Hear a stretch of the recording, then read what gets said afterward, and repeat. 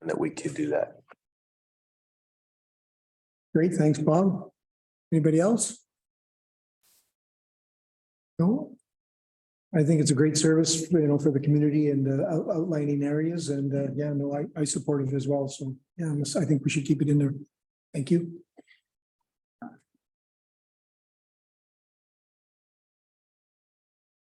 Okay, so the next one is Wild Safe BC Community Program.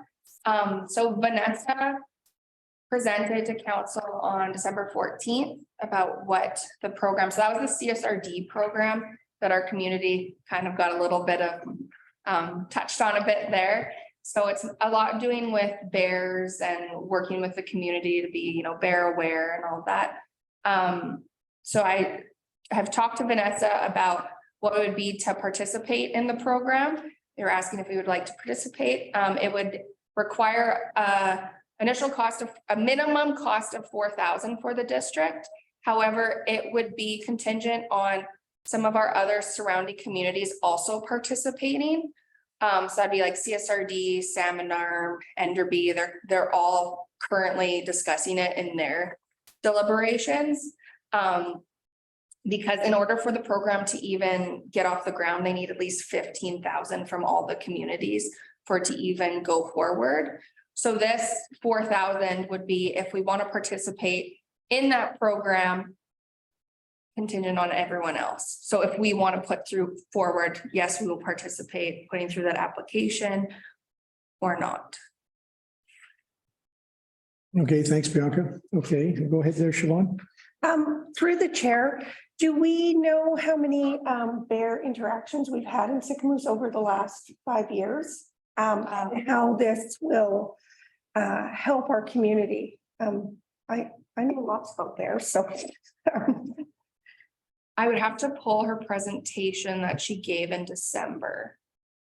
They were doing mostly work around like CSRD Area E and stuff like that. CSRD, what you get with the program is they work with liaison from would work with the district to figure out where we see need within our district and then work the program through there. So it's more of a hands-on approach. The numbers, though, I don't have. Yeah, go ahead, Siobhan. So through the chair, I would suggest that we maybe table this to next year. If Wild Safe works with Revelstoke a lot, where they have a lot of bear issues. A lot of this has to do with putting proper garbage cans in, collection, someone coming around stamping garbage bags and saying, don't leave your garbage out at night, where we don't have a collection here in Sycamoose. So I think it's something we should look at in the future if we have bear issues in Sycamoose. I would say the majority of the bear issues are out in Old Town and then can be Selsquaw. So for me, I would say it's not something at this point is an issue in Sycamoose that if we invest in it, what they're going to say is invest a whole bunch more money in bear proofing, which I don't feel like we're prepared to do at this point. It's expensive. That's just my opinion. Okay, thanks, Siobhan. Bob, you had your hand up. Yes, thank you to the chair. It's just a question. Bianca, do you know if we ended up doing this next year or this year and the other communities did as well, is that $4,000 going to towards Vanessa's salary to be the point person that would come and do education? That's why they need the money? It's a lot of salary and all those different costs on the program. Yeah. To have a designated coordinator for our area. Okay. Because what they do is we would need 15 grand from at least 15 grand from the communities. And then they apply for grant money to top that up in order to put on the program. It's very complicated, to be quite honest, just to get it up and running. CSRD did it themselves last year. That's still up for budget deliberations if they're going to do it again. It's really, I think, effort between all the communities to make this program happen. If we want to be a part of it, yeah. Sorry. Okay. Wrong button. Thank you to the chair. Just to finish, I agree with Councillor Rich then that, I think for this year it would be good to put it off. And I'd like to get some more answers and see what maybe do some fishing, what the other communities think. Okay, thanks, Bob. Sarah, you had something to add? I just for the presentation and just wanted to say that the community program, so there's door-to-door outreach, wild safe ranger presentations for school-age children, wildlife awareness and safety presentations, bear spray workshops, booths at community events, garbage tagging, wild safe business pledge, bear campsite program. And about the number of bears reported for black bears, there was 37 reported in 2022 for a total of 379 reports that they indicated. Okay, good information. Go ahead, Siobhan. Through the chair, the 37 that are reported, is that within? Sorry, 379 reports of black bears made to conservation. So the second highest year since 2016 for black bear reports in the Columbia Shuswap. So of the 379, there was 37 from Sycamoose. Okay, yeah, and just through the chair again, I've talked to Vanessa about these numbers and the graphs aren't right. So her and I've spoke about that and they have to adjust them. So there's some issue there. So it's something we just need to hold off on, in my opinion. You know. Okay, thanks, Siobhan. Go ahead there, Ian. No, I agree with Councillor Rich as well. I think this will just need a little bit more investigation. So it sounds like we're having a merging consensus here. Okay, thank you. Go ahead there, Malcolm. Support it on. Okay, no, sounds good. Pam, do you have anything to add? Sorry, I'm late and No, that's okay. didn't understand the difference in this one. I know bears are an issue. Definitely seen around town and out in the thank you. No problem. Sewage treatment area, the dog park, and so it is, they are encroaching. So is it enough to not take the time to do this properly when we don't have all of the infrastructure in place to support it? Yeah, I agree. Got something to do. I think, yeah, I agree as well with Siobhan. I do. So I live right on the outskirts and I see the odd bear, but it's nothing, not a record. Okay, that's good. Thanks, Bianca. We'll move on. Okay, so the next one is the fire department. Operation wise, so kind of have to look at these together, I would say. So last year we had the fire hall feasibility study budgeted. It was not done. And it's been recommended that we push this back since we have a lot of other capital projects and instead put it into our operating to repaint the fire department. So I'm gonna bring up kind of where we've been at the last 5 years. So it's pretty on trend. Our budget. Sorry, I just need to share my screen. There's really only a small.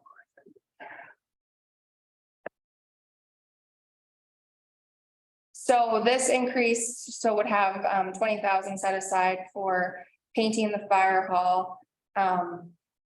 There's a little bit extra for our It's not on. our wages, compared to last year, we're a little low. If you're just looking at actuals last year. Actuals last year right here.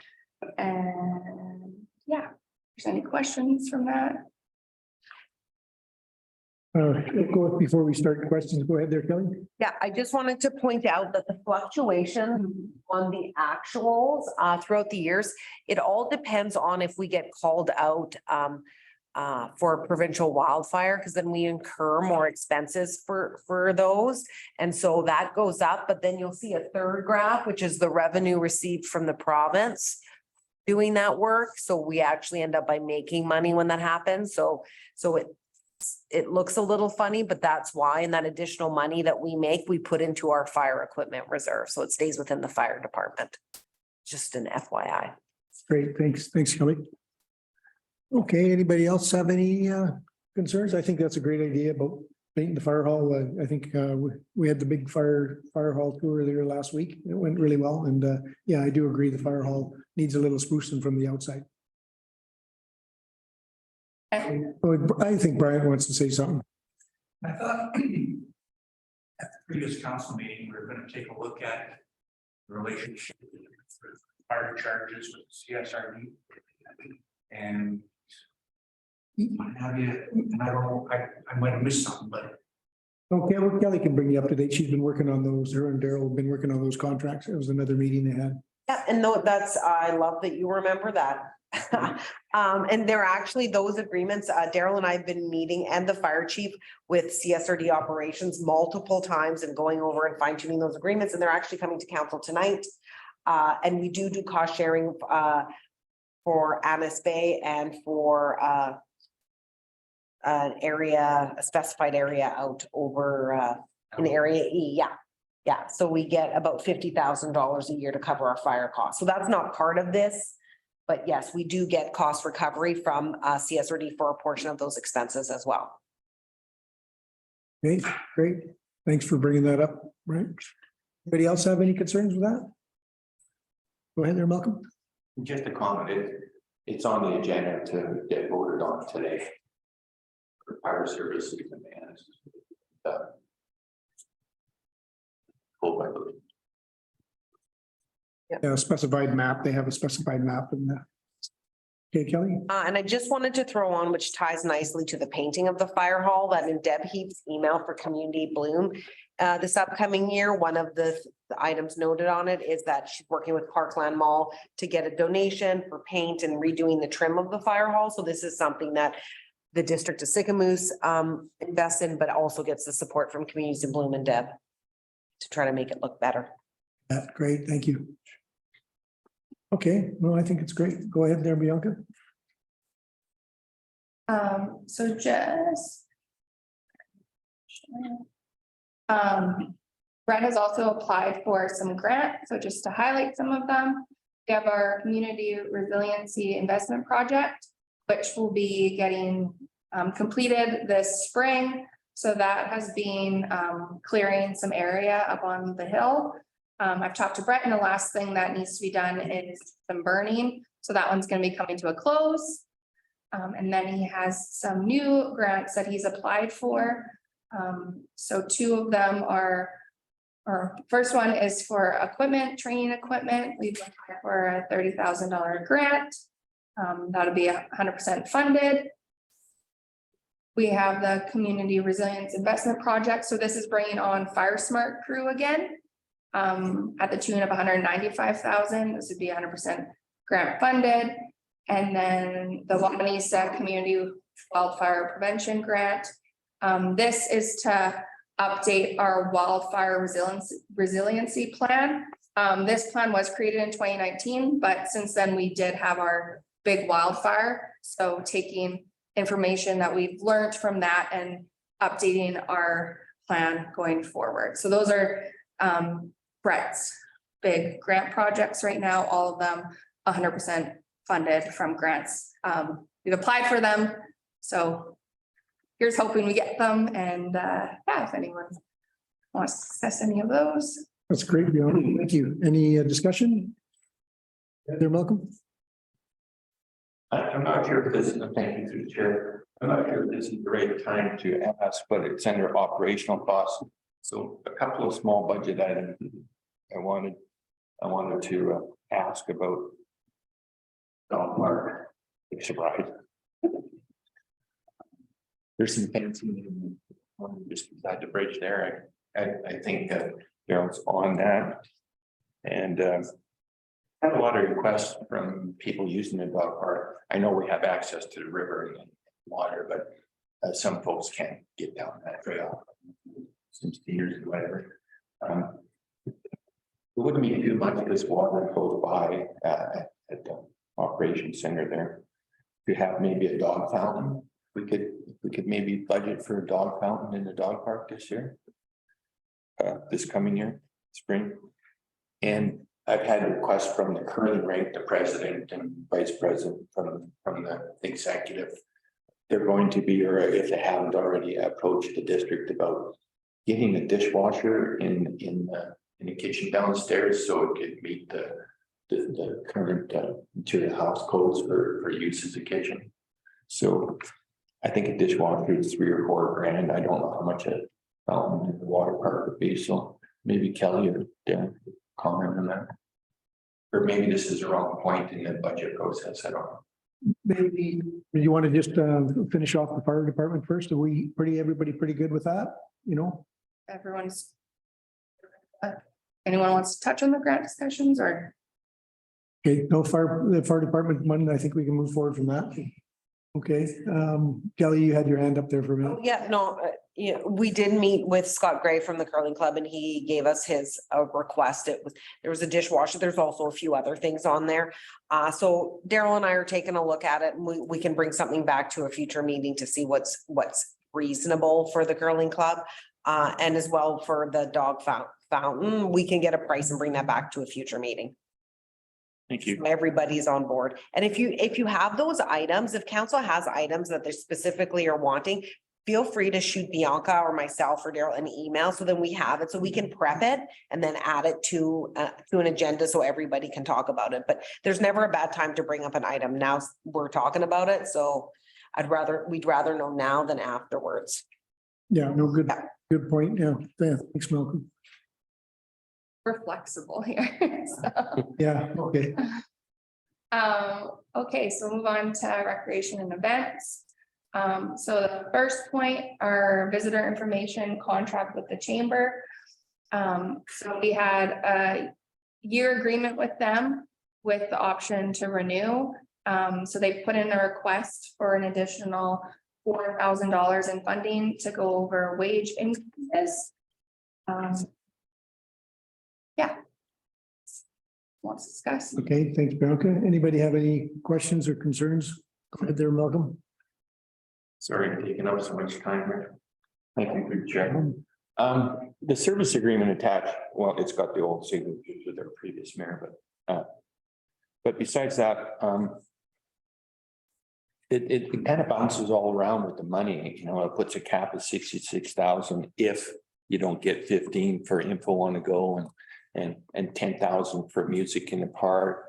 And so it's kind of vague in how much we're really committing to. And is there a past history, traditionally, how much it costs? Because the way I read it, the whole contract looks like there's a cap of 66,000, but if you don't use that, then they need a minimum of 10 for info on the go and, I'm sorry, 15 for info on the go and 10 for music in the park and 4 for increasing wages, whatever. So could that be clarified a little better so we can understand what we're talking about? Yeah, no, and I'm happy to provide clarification on that agreement because that agreement has morphed over time. So it originally was just for VIC services. So that's what that 66,000 is for, which would now become 70,000 just because the cost of doing business is up in wages. So they're like to cover our wages. We need that additional money. So that would be the 70. The 15,000 was added, I want to say 3 or 4 years ago, and that's a contingency. So we don't fund from general revenue. We've never had to pay it. That's if they don't get their Destination BC grant funding, which they've always gotten since I have been here. So we've never, ever had to pay that. That's just if for some reason Destination BC doesn't follow through with their funding. So that's what that piece is. And then last year we added in the running of the music in the park. Because previously for a couple of years, there was nothing because of COVID, but prior to that, we paid a contractor to do event work. And that contractor helped organize the music and set up and everything over there. And because now we no longer do that we now pay the chamber to run the music in the park because they had historically, we provide them the support to do it anyways. So it's morphed over time. Maybe we can do a better job at providing clarity in that agreement too. And these things kind of change from year to year. That's why we have an annual agreement and then we kind of revisit it every year. And Bianca has taken a look at the financials for the last year as well. And if council wants to peruse them, we're happy to share them. Thank you, thank you. Great, thanks, Kelly. And just note the music in the park piece is in the special events following, so they're two kind of. They're one agreement split into two line items on the budget.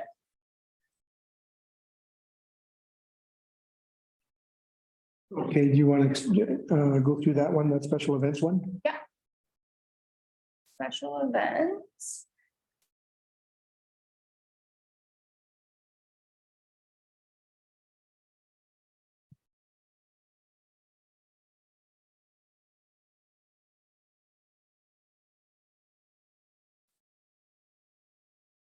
So this is our preliminary budget for special events. We're keeping it the same as our 2022 budget. So here's where we have the music in the park. And between shifting some around, Canada Day has been a bit more.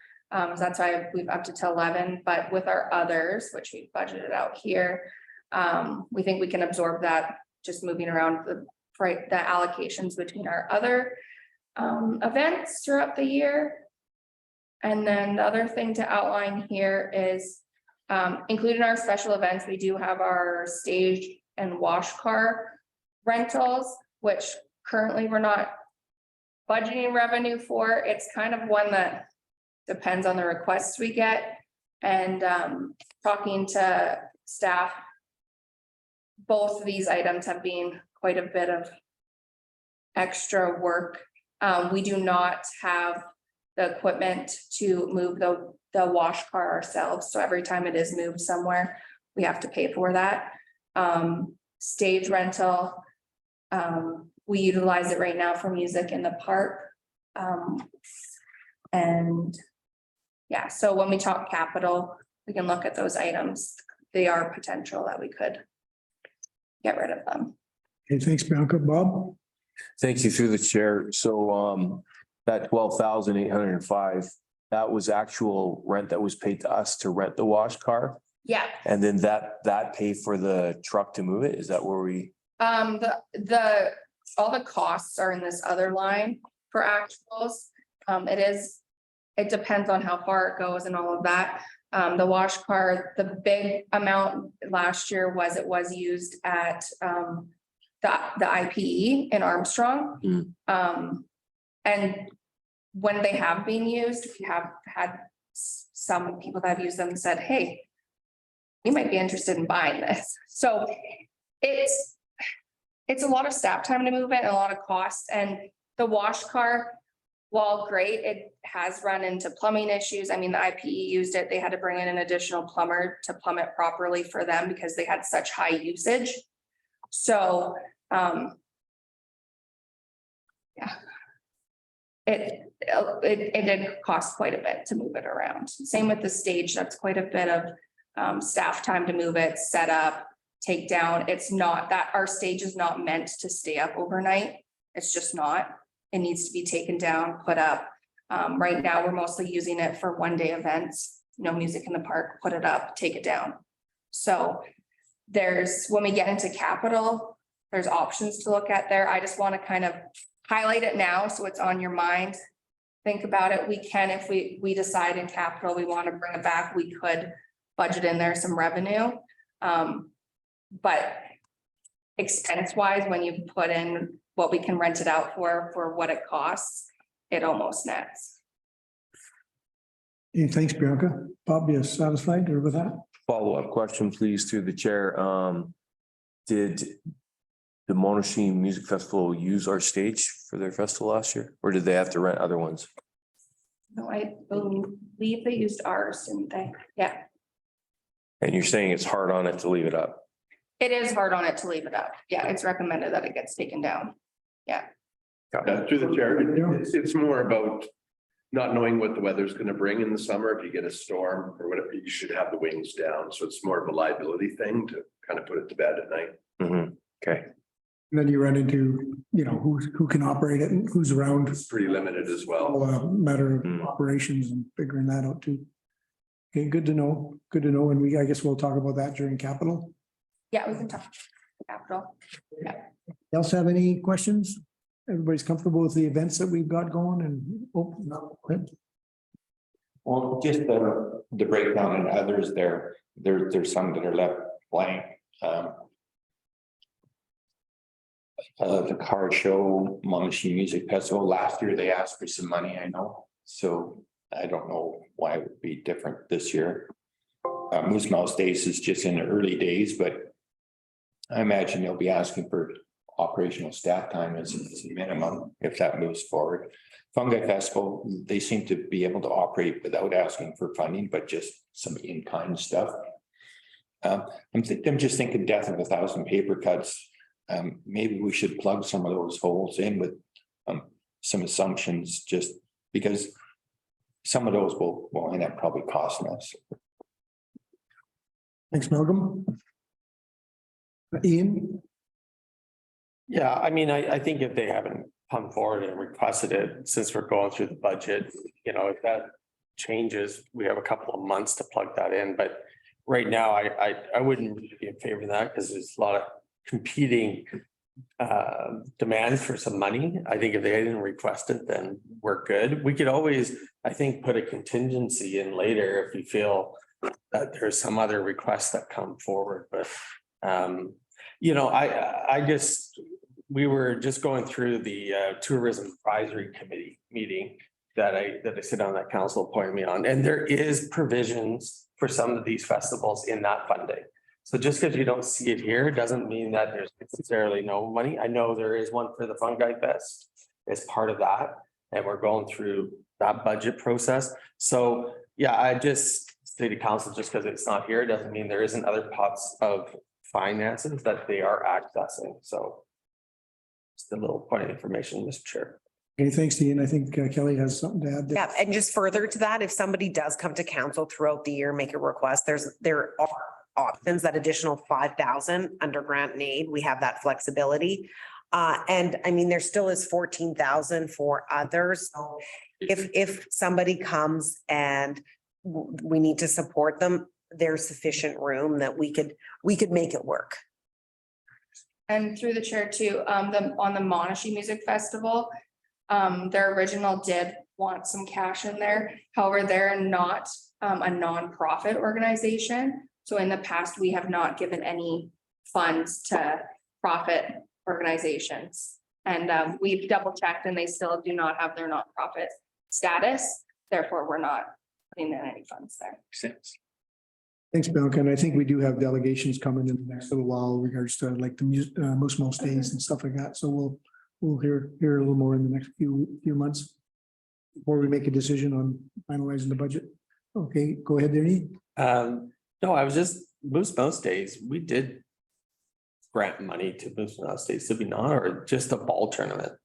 Ball tournament, okay, which will be ideally part of the Moose Mouse Days at some point, right? Okay, thank you. And that's at 3,500 up there. Yeah. Right, okay, got it. No. Okay, all right. That sounds good. Okay, moving forward there, Bianca.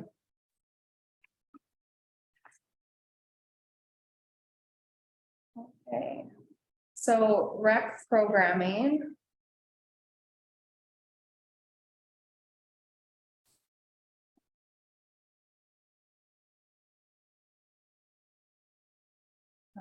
We're keeping our budget, we're forecasting to keep it the same. There's a lot of moving pieces in rec programming. So this is just shows over our last 5 years. This past year, we have just some staffing costs in there. And yeah, so right now we have a lot of moving down rec programming. This includes our kids club, various other, we have pound going right now. So I'll go to our participation numbers. So we have right now, our childcare services, which is like kids club, spring break camp, winter break camp, which winter break camp is not offered in 2023 just because we had low participation. And then our lessons and classes, swim lessons, yoga, dance, sorts of events. So right now, what we're budgeting is keep the budget the same, and go from there. And then last year we did have some activities that we tried to put on and were canceled, mostly due to lack of participation. Further, just to add to Bianca, so that the kids club, the goal is it's going to be moved out of the district and move into the new daycare, hopefully effective September. Once the renovations and everything, I think they're actually looking for a modular to do the kids club, to have it separate for 24 spots. And those 20, we have about 13 to 16 spots, and they feel like those 24 spots will be filled with that. So that piece will come out of us and move over there because this programming it cost us $122,000 last year for what you're looking at right there, right? So it's a fair amount of money, and we're paying union wages to operate programming at a discounted dollar value for our community, recognizing that service is needed. So that will be shifted to the daycare. And then we're going to really look at our programming and beefing it up this year to ramp it up for 2020, I guess, 4 with the removal of the kids club. And what does that actually look like? And what is our resource requirements? But we're recreation is kind of a moving thing right now, but we're anticipating a similar budget year for this upcoming year for recreation. Yeah, Kelly, and when is the programming moving over in the fall? Did you say? That's the goal, is to have it depends on how long it takes to get the modular built, right? And once the modular is built, right now, there's a grant application going in for the daycare here at the end of the month. We will find out in March if it's successful, and hopefully it is. And then after that, then we can green light the building of the modular for that. So hopefully it is September, but it's all timing dependent. But once that's done, it will be shifted. Okay. Anybody else? Oh, that looks good. So our next item is biofuel operations. And I can quickly speak to this. So these are some, if you want to go down to the bottom. So these are some assumptions that, let's say optimistically, the goal is, correct me if I'm wrong, Daryl, that they should be done by the end of March. Distribution, and Talking biofuel there? we are talking biofuel. We moved from recreation to biofuel real quick. We've given a date of end of March. The last we've got. Right. So, and then we will have the two, if we go up here, I'll just take this from you. If we go up on this, so we'll have then TA structure 1 and TA structure 2 hooked up, correct? These Thompson's Way, one is built, not hooked up. The other one is we're talking to about getting hooked up. So for this upcoming budget year, what I did is I just took the projected revenue for these TA structures, the actual total operating cost, divided it by 2.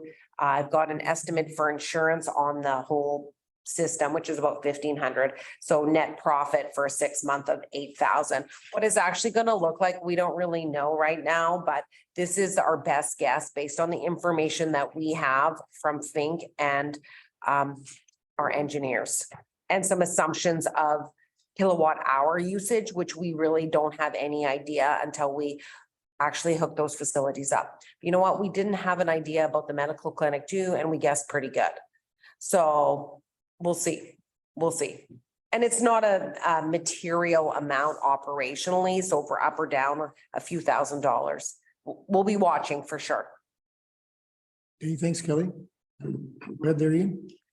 Yeah, I think it looks realistic. I'd just be cautious about putting any net income in here at all, right?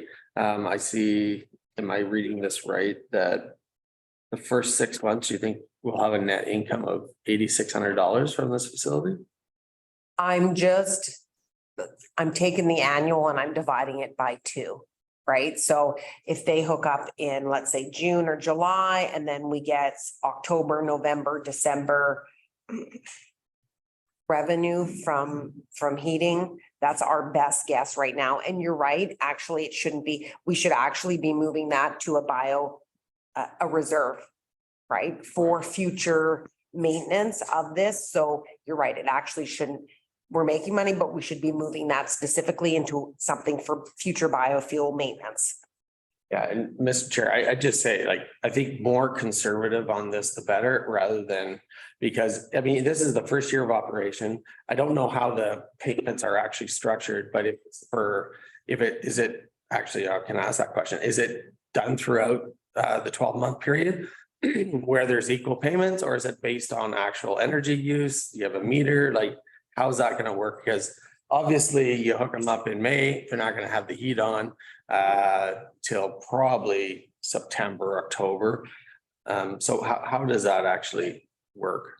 That's a great question, and we're working through that. So we have an agreement in terms of the rate that we're charging for the next 5 years.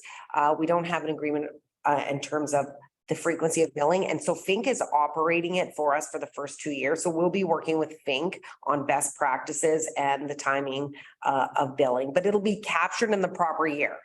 So whatever revenue, we'll make sure it's captured in the proper year, regardless of how we bill it. Yeah, just one other thing. Yeah, I think your idea of taking that money and putting it into a separate account is right, because you're gonna start a new operation of a facility that, you know, let's face it, we're not in really the biofuel business. There's going to be a learning curve here for sure. And then there's going to be unforeseen sort of maintenance problems. These typically do have some early maintenance issues that you are trying to optimize. So I think the more conservative you are with these numbers, I mean, if it all goes great, wonderful. But most of the time there's hiccups, just in my experience. So yeah, I think staff's on the right approach here. Okay, thanks, Doreen. Thanks, Kelly. Everybody good? We move on? Yeah. And we'll make sure that we net out that. So you're right, it doesn't affect the actual taxes Correct. in a positive way. Yes. Okay. There, Bianca? Do we want to take a little break? There we go. Oh, it's already past. It's been an hour and a half. Sure. Or did just a 5-minute break? There's some muffins and oranges and bananas. Okay, 5-minute break. Okay.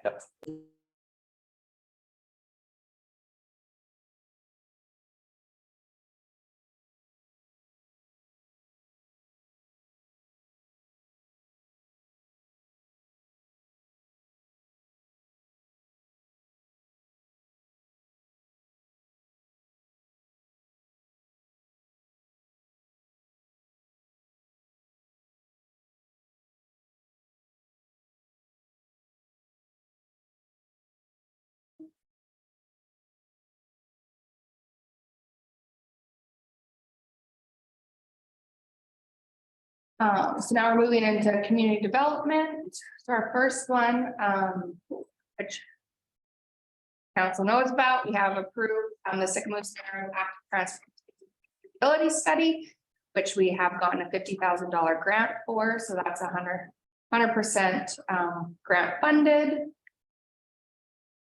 And then wants to Go ahead there, Kelly. Yeah, maybe Scott can give an update on where we're at with that in terms of actually completing the feasibility. We're meeting this week. We're having our kickoff meeting this week with Urban Systems, who helped us submit the grant, and then Cowie Engineering. So we'll kind of set out the terms of reference for that and the scope of work. But I think it's really good that Cowie's on board. They're the engineer for the Gruden Bridge. So they'll have a pretty good idea of the structure and the conditions they're working with for that active transportation bridge. Great, thanks, Scott. Any discussion? Anybody have any questions? Go ahead there, Malcolm. At one time, thank you, Chair. At one time, we weren't allowed to talk about the grant because it hadn't been announced. Is it been announced or is it public? Well, I guess it's public. Yeah, I guess it's too late. So what's the official status on that grant? So on December 19th, it was announced officially. Although they didn't tell us, they announced it officially. I kind of searched it out. Campton is working on a press release on it. There's like a protocol agreement for communication. So Campton's working on a press release for it so we can make a big community announcement. Thank you. Good question there, Malcolm, and thanks, Scott. Okay. Oh, sorry, go ahead, Ian. Yeah, sorry, I'm working off my list. I'm just more like a point of information. Which item are we actually on? Because I mean, I have bioheat projections. Then the next thing was community health center. Oh, you go up to there's the operating summary that, so those are all Oh, the mints. Yeah, so. okay. So operational items 2023. Yeah, Okay, I got it. and we're jumping back and forth from that summary. All right, yeah, so it's just a little hard to follow along.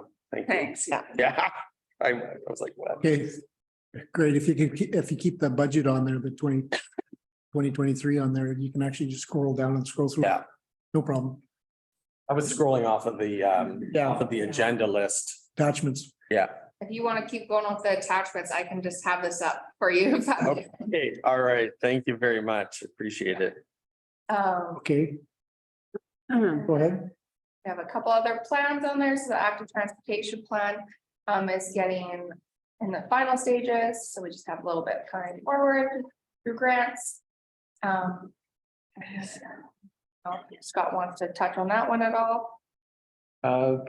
Again, the active transportation plan, we're kind of wrapping it up. I think it came to the Planning and Development Committee. It's gone back to Urban Systems with some of the comments from that. And then, the next step will be bringing it to council for approval. Great, okay. Thanks, Scott. Okay, go ahead, Bianca. Okay, and then the next one, so we've applied for a UBCM grant under the strategic priorities capacity building form. Scott wants to go for that one. So this is one that we partnered with Ministry of Transportation on this transportation plan. The budget we have is about $150,000, but it would look at, this is a very robust plan where they're going to look at kind of every street in Sycamoose and then focus on the interactions with the numbered highways. We do have a bit of a plan that if we're not successful with this grant, we can maybe just focus on the interactions with the numbered highways, but we'll see the results of this. Thanks, Scott. Is this kind of like our highway access corridor plan? Or is this, we always talked about that for years, about trying to get a highway access corridor plan. Is this kind of like the same kind of thing? Malcolm, you might be able to weigh in on this too. Yeah. It would be similar to that. So there's the 2018 plan that was done, and this would be an update of that 2018 plan, but also considering, our streets as well. Okay, go ahead then, Malcolm. Yeah, thank you, George. I'm through the chair. So two questions. The pedestrian bridge, cyclist pedestrian bridge, that falls underneath the $50,000 grant. Right.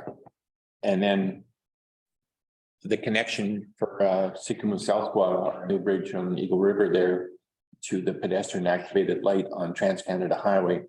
That falls under the transportation plan if we get it, or how are we going to identify connecting, say, the dog park to downtown, like that little stretch from the bridge, from the south side of the bridge to the pedestrian activated light on Trans-Canada Highway. Right. So that has been identified in the active transportation plan. It'll be one of the priority projects. Scott, go ahead. And so the other question I get from the public a lot is,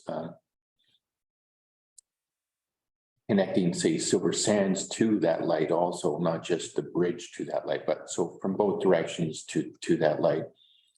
And I think that 2018 plan showed a grade separation around Mare Road or around after OK Tire, they keep changing the name, but around that area on the Husky where there's going to be or a proposed like a diamond interchange with a grade separation. And would that be upgraded or the question I get the most is pedestrian access from Rama Crescent across the highway, Tim Hortons, around in that area. Are we going to channel them to the pedestrian light at the Trans-Canada Highway and across there, or there's going to be two separate crossings or any, you don't know probably until you get some input from the consultants. So for, I think in that 2018 plan, they had like some big interchanges where, yeah, grade separated frontage road type things. And probably look at it and crunch the numbers again and have a look at that, update that 2018 plan. And that's the community transportation plan. As far as moving people, not in cars, that's the active transportation plan. I'll have to look at getting people from Silver Sands to the light at what, where that falls on the priority projects. Definitely, there's been identified a need to get people across the highway, kind of in the Roma area. But and yeah, I'll have to have a look at the plan, but I know those things have been considered. Yeah. Thanks.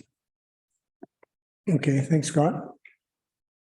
Okay, sorry, Siobhan, go ahead. Thank you to the chair.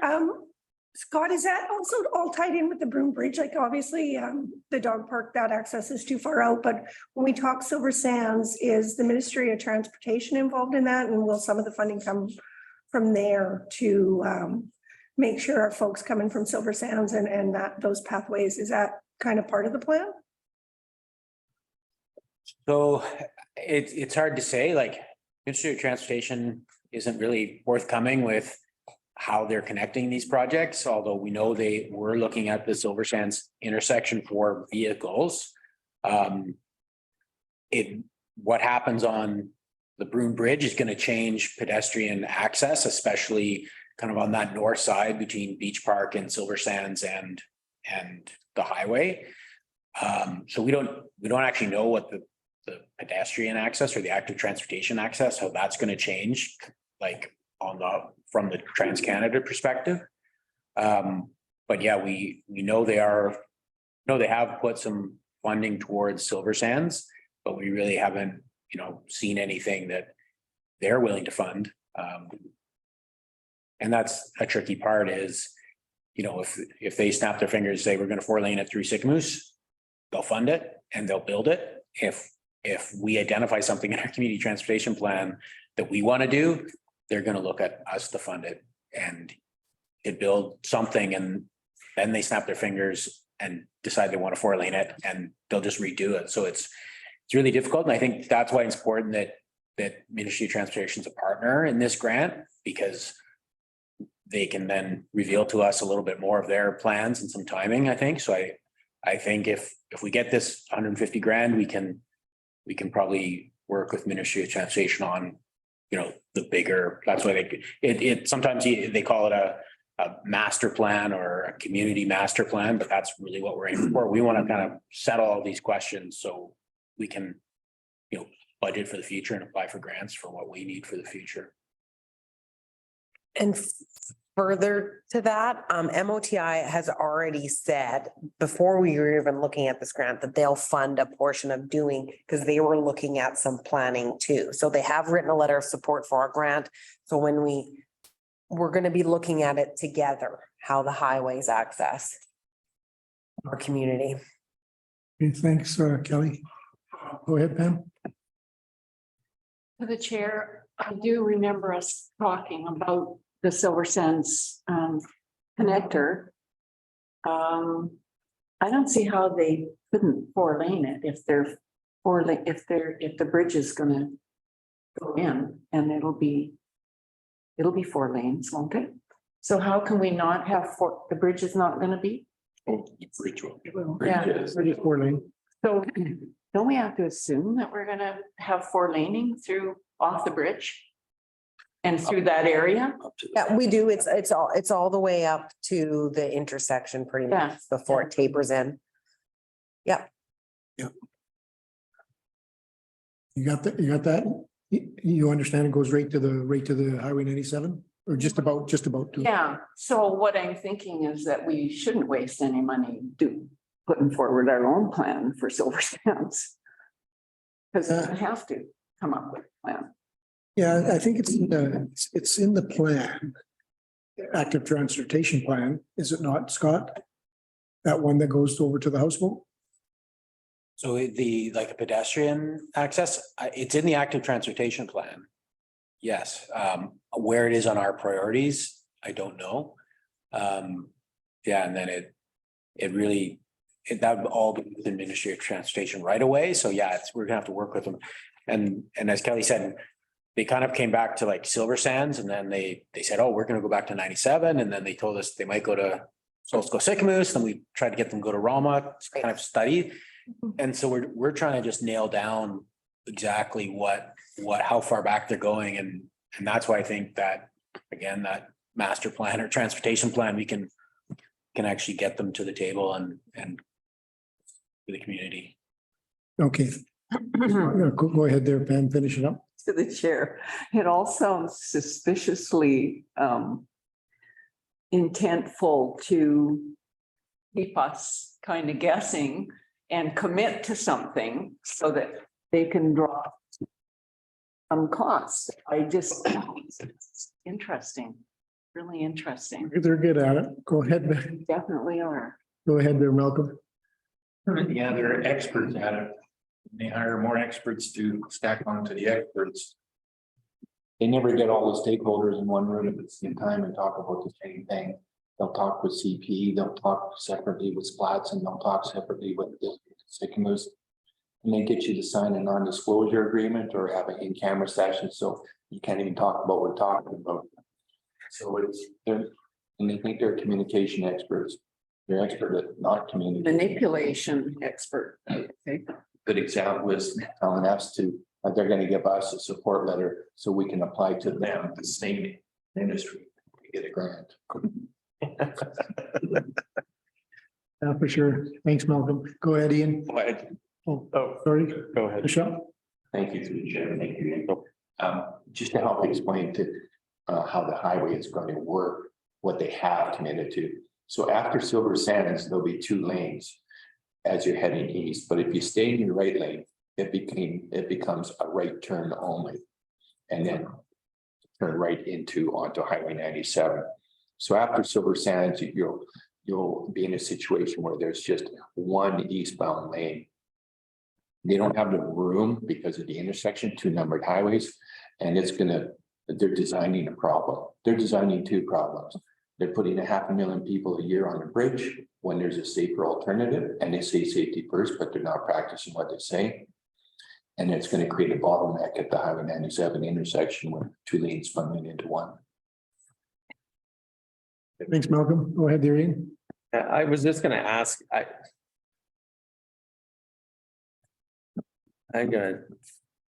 have we had any other updates other than the update that we can't really talk about update?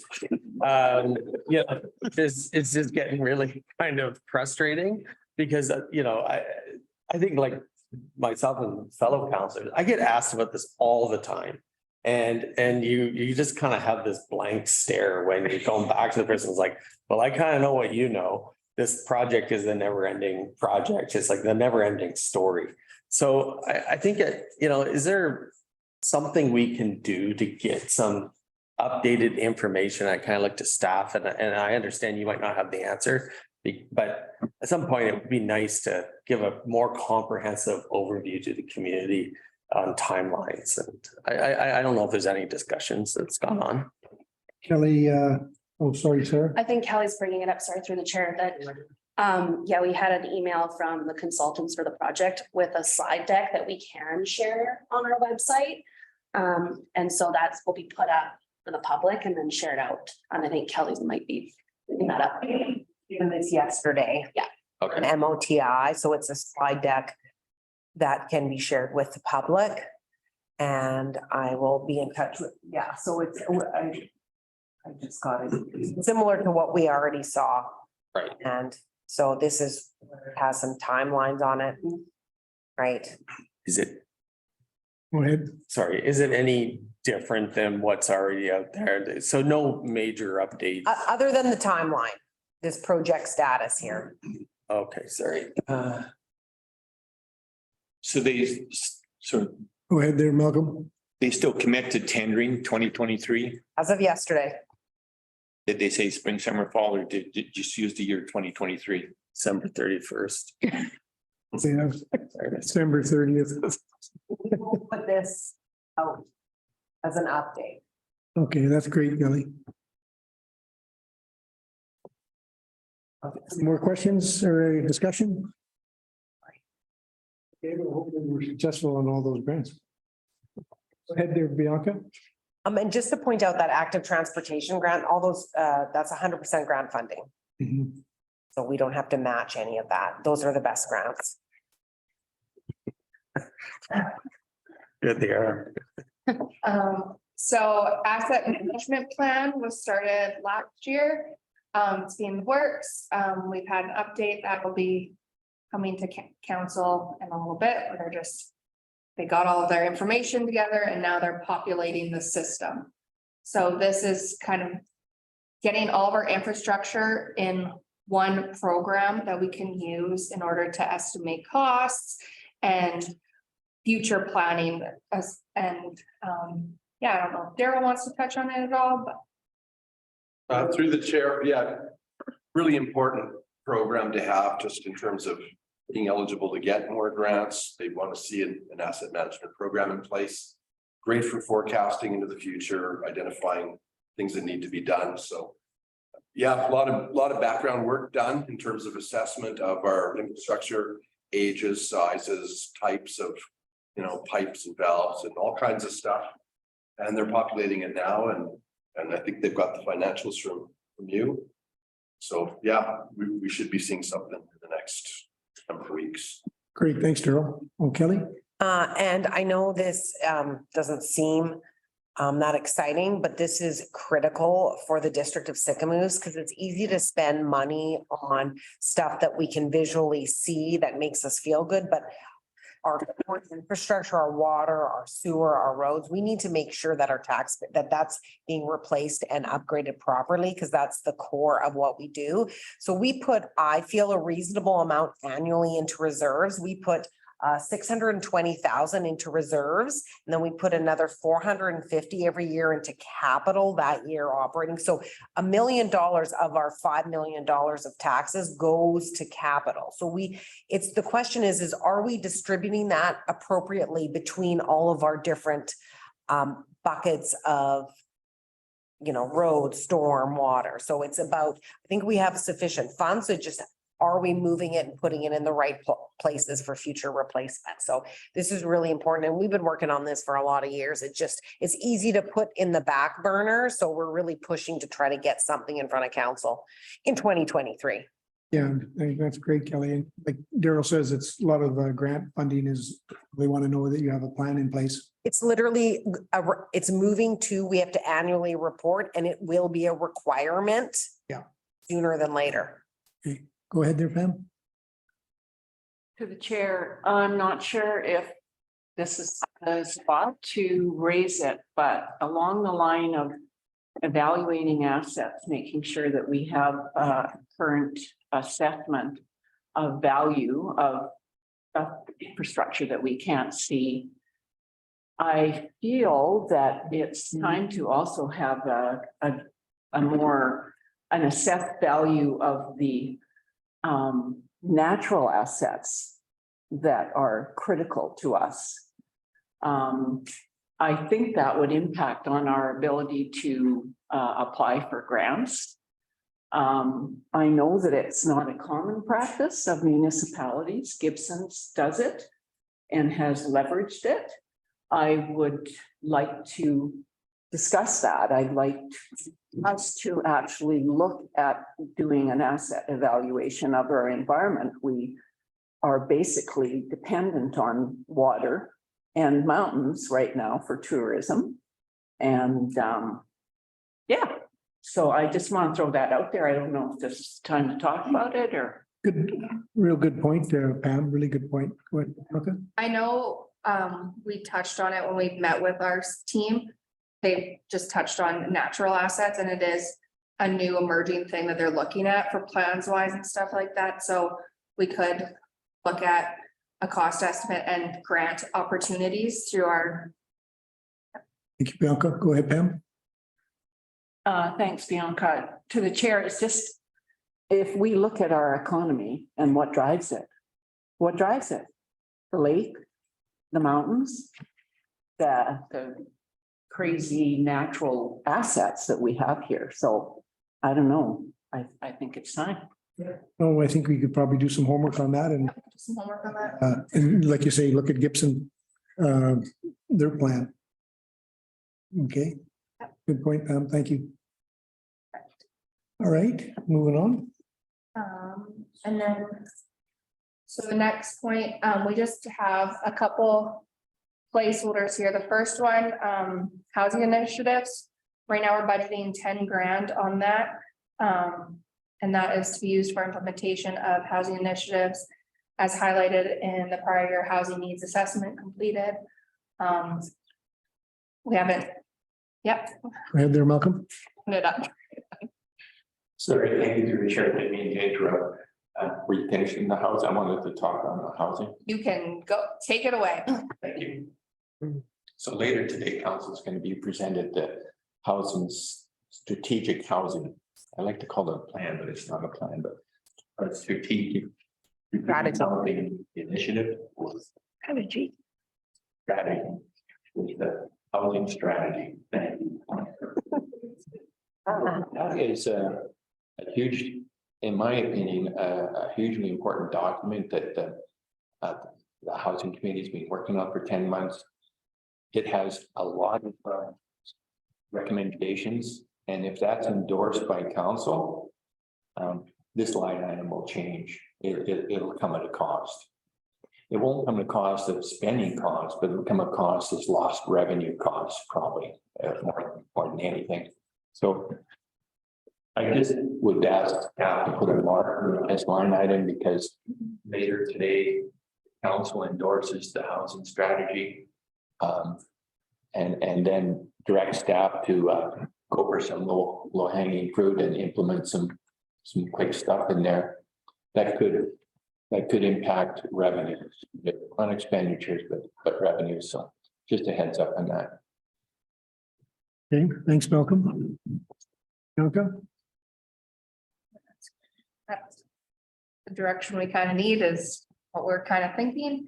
Okay, the next point is looking at doing a community energy plan. And I've included the whole thing in the agenda previous, but then I included a link to the Peachland example if you guys have had time to look at it. Scott, do you want to touch on this? Go ahead, Scott. I can. So community energy plan, it actually ties in a lot with the natural asset management as well. I've worked on these plans in other communities, and basically they start with a baseline of like what is your energy emissions now, or what greenhouse gas emissions tied to energy now, and then you set a goal for the future. Again, there'll be some low-hanging fruit where we're going to get a EV vehicle and you start looking at active transportation and things like that. But it then does start tying in those natural capital assets, and cutting down on energy usage. And I think there'll be some grant funding available as well. I know Fortis and BC Hydro put a lot of money towards this. They want communities to be more efficient so they can, reduce what their costs are. So yeah, have a look at the Peachland plan, and then And then this is something that, could be really good for the community and move us in that direction. About not just dollars and cents, but energy efficiency. Okay, thanks, Scott. And now this is a new item, this is a new line item, right, Kelly and Bianca? Yeah. It is, and something that we can, if we don't see a grant and we're not successful, we have almost over 60,000, I believe, almost 70,000 in our carbon action revenue incentive program. So this is an annual amount we get, and we can spend it on initiatives like to help with our environmental footprint. So we could use those funds already to go towards that plan. Okay, thanks, Kelly. All righty, everybody good with that? Looks like it. Thank you, Bianca. Next item, the community health center. So do you have an attachment for that one?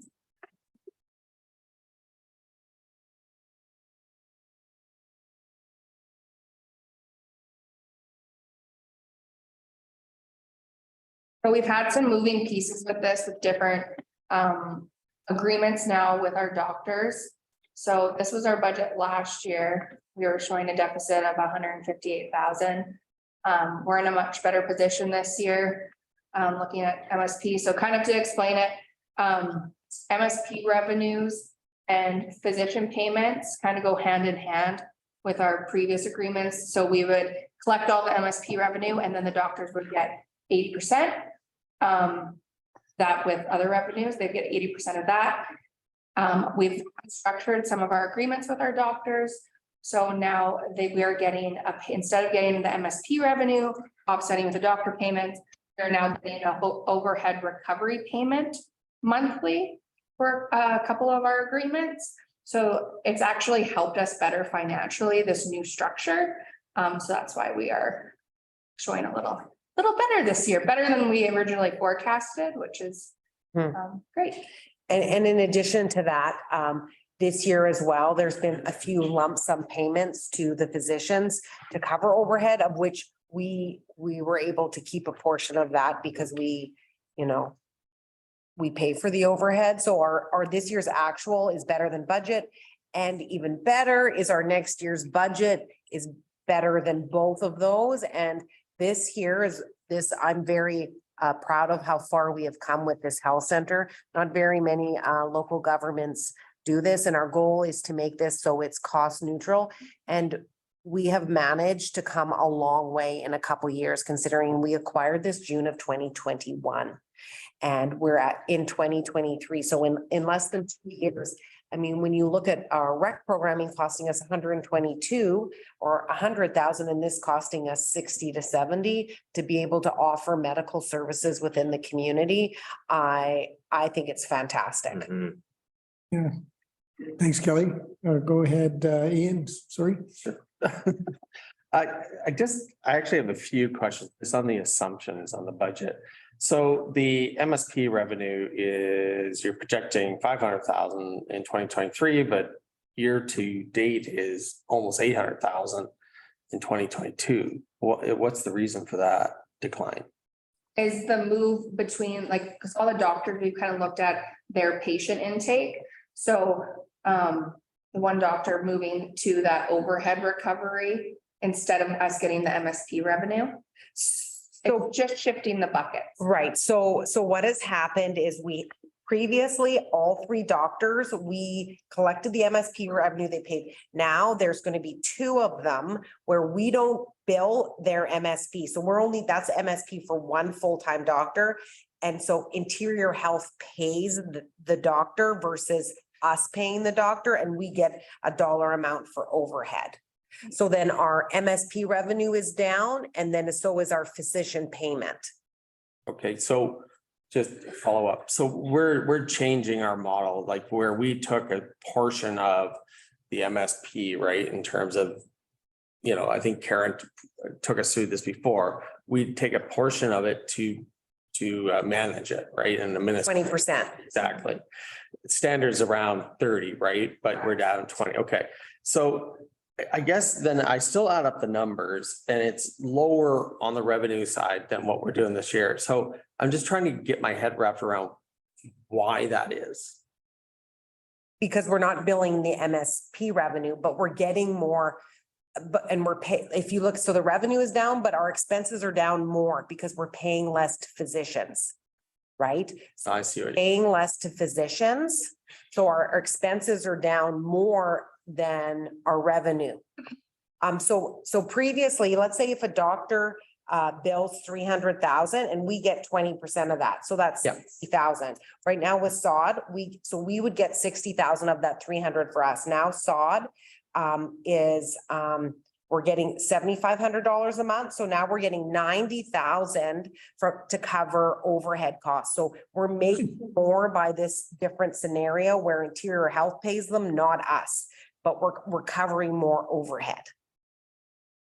I know it's not straightforward. I have a couple others, but I'll let others go ahead. Go ahead, Pam. Thanks, Ian.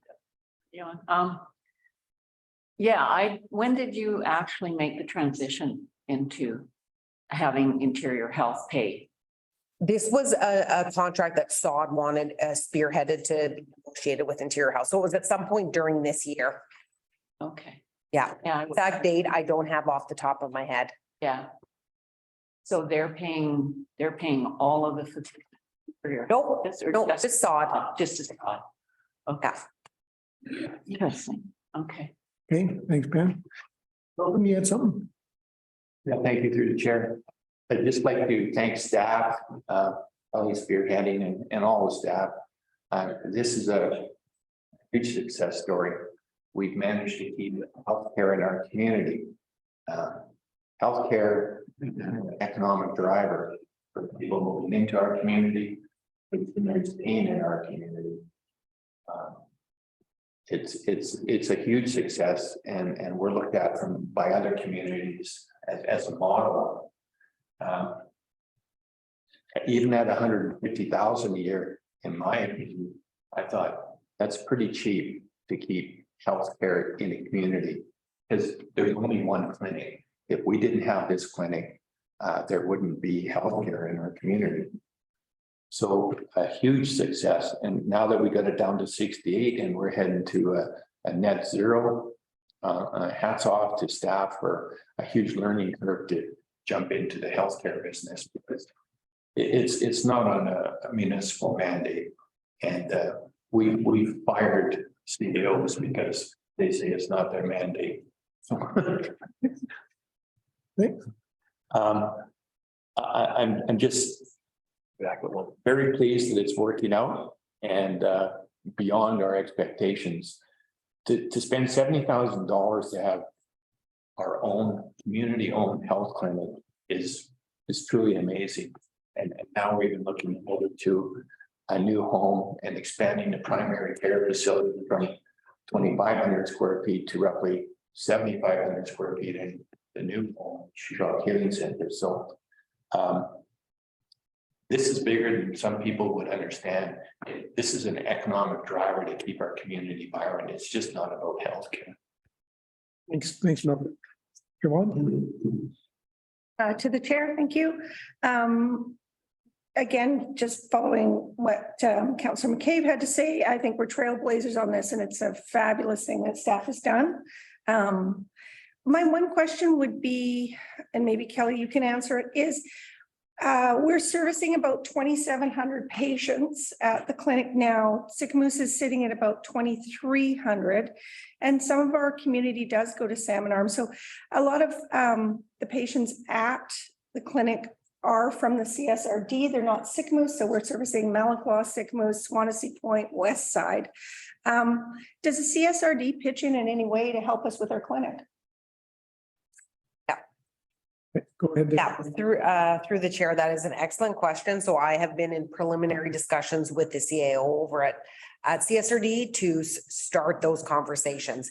As we just finished taking a look at the cost sharing and contribution agreements that are coming later on this evening for fire, mosquito control, and the use of our regional parks, use of our healthcare. So Karen has taken a look of the postal codes, and we're thinking about 25 to 30% of the users are from Area E. So yes, we are we are going down that discussion path, and then our mayor will be meeting with Rona. So it's on the list and the preliminary discussions have started. Thank you. Good question, Siobhan. Go ahead there, Pam. To the chair, yeah, I just thank you, Malcolm and Siobhan, both. I echo from a different perspective, perhaps, how important this is and how I believe the good work that the district has done taking over the center is going to lead us to a path of stability in healthcare at a very sort of unstable time for whatever reason. It really is, to me, heading towards the healing center, but just having you guys do such a great job at taking this on and making it work and building new partnerships with Interior Health, which is a feat in itself. I think we are in good standing to really move forward, and it's like a dream come true, really. Thank you. Thanks, Pam. Go ahead, Ian. Yeah, I mean, I think it's a tremendous value to the community. I mean, $70,000 for healthcare services, that is a big bargain. We spend a lot more money on that on other things. And I agree with Malcolm. It is very important for the economy of Sycamus to actually have healthcare services here. You know, and you've done a fabulous job in taking these numbers down. I guess I just have a couple more questions since we're in finance to ask why we're doing certain assumptions here. So I just take a look at janitorial and laundry. I mean, I assume you have that down there because of the actuals this year. And so you have some sort of insight. Okay. And then just the other one, that kind of, meeting expenses. So we're down at 1,000. We had 5,000 this year. Just wondering, is that kind of realistic to have that big of a decline? Yeah, no, and I can speak to that. There was a one-time expense in 2022 as the result of like a travel expense as a result of a meeting for the development of the new healing center that we don't anticipate occurring in the upcoming year. So that's why there was a bit of that actuals last year skewed it. So you touched on, if I may, Mr. Chair, on the new healing center. I know obviously this is the operational plan for the current center. Do we have something in the budget as we go through this process with the new healing center this year? Like in terms of, is there any operational expenses that we're going to have to incur as we process? They'll all be capitalized. All capitalized? Yeah. Into the project cost? Correct. Okay, great. Yeah. Any minor operating ones will be absorbed within this budget. Like if we have a meeting and we have to buy some muffins for the meeting, okay, that will be absorbed in here. But yeah, they're part of the capital cost. And then that budget's gonna come in the capital. So we'll have updated numbers, figures, all that fun stuff. Okay. Yeah. I think just one other question. Your mic's. So the overhead recovery, that revenue comes as part of structured agreements that you have with physicians. So is that a multi-year agreement, or those are just, one-offs, 1 year? SODS is a 2-year, and the other one we have is just ongoing. It doesn't have an end. Yeah. Thank you. Thank you, Ian. Go ahead, Malcolm. Just a quick question. I think it still exists, but our business model for retention, attracting and retaining doctors. One of the key things was the 80-20 split, but with this new model, that seems to be better. But just to clarify, so we're using the fact that the doctors can just practice healthcare medicine, and we look after the business end. So in this new model, we're still keeping that separation and using that as a recruitment and retention tool, that we look after the business part of the medicine and just practice healthcare. that still exist? Oh, most definitely. The only changes is their pay isn't dependent on the number of patients they see. Their pay is a steady fixed amount that Interior Health pays them. Right? They come in, they practice their medicine, they leave. There's paperwork associated with that piece, but not business paperwork. We hire the MOAs, we do the payroll, we order the supplies, our staff takes care of all of that. Yes, it's the exact same. Kelly? And to further everybody's point here, I just wanted to show this. This came to me yesterday about the medical clinic, and it was from Karen. I don't know if you can see this, but it was from Crystal Wong. She's the Senior Project Manager for Rural Coordination Center of BC. And she reached out saying that Sicamous would be perfect for a rural BC community award, and she encourages us to nominate, and we took a look at the application here. So that the fact that people from organizations are reaching out to us saying, hey, you guys are trendsetters, you should apply for this award. It's nice, it's positive to hear, and we will, I think Karen's working on that. Great. Okay. Thank you, Kelly. Go ahead, Pam. To the chair, Kelly, what is the award? I know, Rural BC Community Award. Community award. Oh, that's awesome. So what's the deadline on that? It's sometime in February. Okay, yeah. It's to honor rural doctors and communities for their inspired contributions to improving health of rural British Columbians. Yeah. Oh, for sure. Absolutely. I had not seen that. Yeah, February 17th.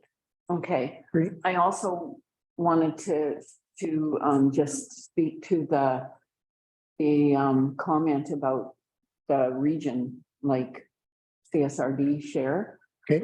Just to point out that Northwood Swap has enter and has kind of fought ahead of everybody to get support from the CSRD to support the clinic, and they do a fantastic job out in North Shuswap, looking after a permanent population of 5,000 to 6,000, and which, like us, blossoms every summer. They've done that work. That area, I can't remember, is it CD? I can't remember what area it is, but they have agreed to support. So this is what we're looking at negotiating has been accomplished. The other thing that I do understand, though, as to why they have been so resistant in the past, is that they already pay money to Interior Health for these services. And so they didn't see the need to then have to put in more money. And that's why it's taken a bit longer to get them seeing that there is a benefit to the whole region. Great. Thanks, Pam. What were you, Irene? Sorry, just another question, and then I'll wrap up all my questions on this one. But other revenue, what does that look like? You had 21.5, you're saying 15. What is other revenue? We have some other billings that we have. So we have a RN that focuses on women's health that sees patients. So we can bill back that to MSP. So the MSP revenue is just our specific doctors. And then the other revenue is other revenue opportunities that we can bill back. Okay. Through Interior Health, MSP, that sort of thing. Yeah. And Mr. Chair, the reason I'm asking all these questions is like one of the things in the community is there's a lot of mystery around some of these things. And I just like to, have full transparency on it, because if you look at the bottom line, and we already talked about it, it's $70,000 for health services. That's a big bargain, right? And so the more we can, I think, talk about this in an open way and what actually it costs, I don't think you're going to have anybody in the community say that they don't want a healthcare center for, operating here for, because it costs us $70,000. So I think it's really great to have these numbers and then people to understand what the financial model is, because this is obviously an ongoing discussion that we have in our community. And And this all makes a lot of sense, right? It is a big benefit to the community to have that. And I'm a user of it, and I imagine most people in the town are, and it's nice not to have to drive 30 minutes down to Seminar, that's for sure. Thank you. Thank you, Ian. Just in closing, I just, like to say, it gives us great comfort to know that we have Kelly, spearheading this, and she's done such a great job. And then now we have Bianca, and I mean, she's only been here a couple of months, and she knows it inside and out and can answer those questions for like some of those hard questions that Ian's been asking. Like the hard questions. Yeah. Full transparency, right? It's to tackle. Nothing matter with a bad question. All the questions are good, and that's what we're here for. So, yeah, I just wanted to say thank you to Kelly and her team, and, all your staff, Karen and Jonna and the whole crew that's worked hard to get these numbers for us. Thank you. Hey, Bianca. So our next one, which is kind of flopping the other way, fitness in place, the building itself. Bring up that summary. We have been notified that we are losing one of our main tenants for that building. So the dental clinic. So our lease agreement ends at the end of this month. But we have an open space there. So lots of revenue right now. We're budgeting 4 months. Hopefully filling that space at the rate that we currently have it out at. $3,000 a month. I can open this one up to discussion though, because there's a lot of moving parts here. Right now, we've moved into a deficit, so we're looking at fitness in place.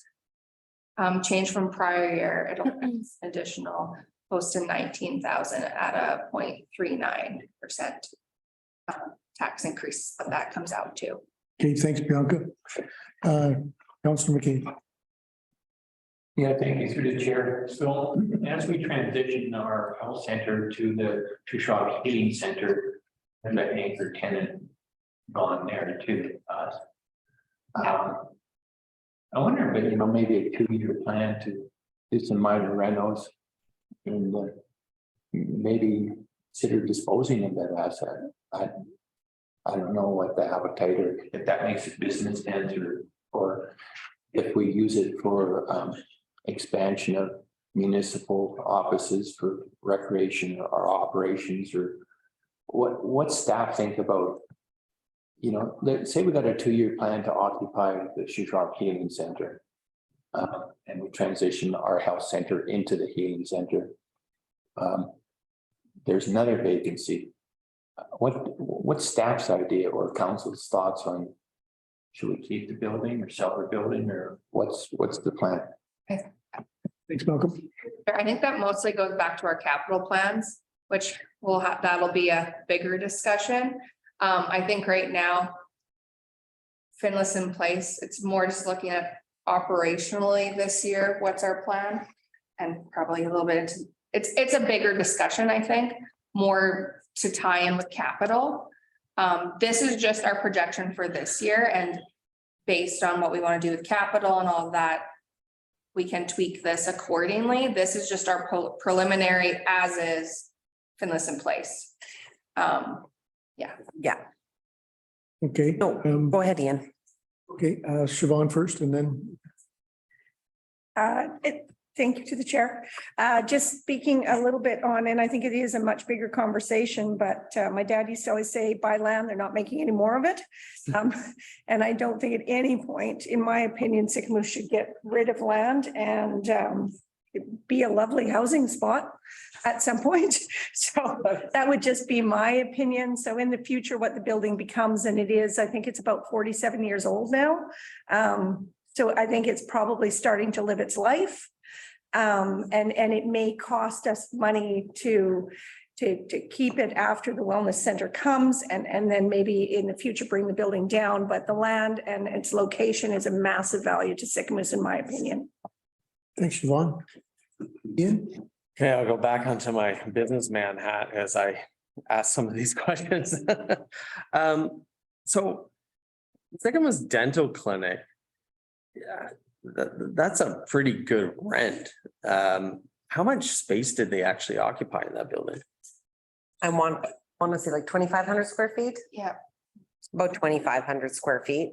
And we tried to actually renegotiate their lease when we took a look at all the leases in that building. So when we bought that building in 2016, 2017, everybody was paying a different amount. So we made it fair and equitable, a certain dollar per square foot plus common costs. The dentist opted, our rental rate was actually less than what they were paying, but they wanted to stay with their pre-existing agreement, which expired right now. So we were happy to leave it like that. Of course. Then just follow up. The other two tenants, what's their, I mean, I see Digital Res and Pacific Quorum. What's their kind of business line? Because maybe there's an opportunity to expand lease agreements or. What do you mean by business line? Well, I guess what is Digital Res? It sounds like a little bit of a computer tech sort of thing. And then Pacific Quorum, what is the category these other businesses are in? So Kelly? yes, thank you. So Pacific Quorum runs their Strata office. They did some renos in there. And so they have a little reception area and a little meeting room. Strata. Yeah, Strata Management Company, and Digital, I see lines of business, yes. Yeah. It's a Strata Management Company and Digital Res, yes, it does do digital reservation. So it's basically an IT-based company, it's upstairs around some corners and some unusual, and it's mainly to store their computers, and one lady goes up there from time to time to do some work. Great. Yes. Just one more. Sure. I just wondered, since we have, we do have an economic development commission, and, we have sort of things to lease, and we have available office space, whether we can start thinking through that, like how can we go out and actively get some tenants to fill that up. And, it's always nice to have new businesses there. And I do see from time to time, people asking for office rent around town. And maybe this is just a question of getting that information out there, and we would have some people interested in leasing some of the space and filling some place. That's it. I can touch on that too. Because Carly has had a few people touch base with her looking for office space. Right. And she has been made aware that this space is coming available. There's some, I think it will have to come down to a bit of our capital planning and everything like that. Because if they have to put in improvements or anything, it's usually at their own cost to make it workable. So if they're gonna invest in a space, they want to know that they can have it for a certain length of time you understand? Yeah, totally. Yeah. So it's kind of a big picture thing. I think it really has to tie in with capital and what council's plan is for this capital asset, because that'll determine what kind of tenants we can get and what kind of rate we can charge. Thank you. Great, thanks, Ian. Pam, you had something? Thanks to the chair. Just a little bit of clarity around one of the businesses. Digital Res is actually a global business. It's a huge digital reservation company. And it started in Sycamores in that building. And they maintain that small space for just one or two people as their home office, probably for tax purposes. And hopefully they'll come with us when we get into the heating center, but so they're not going to get any bigger, and they don't need anything more than what they have.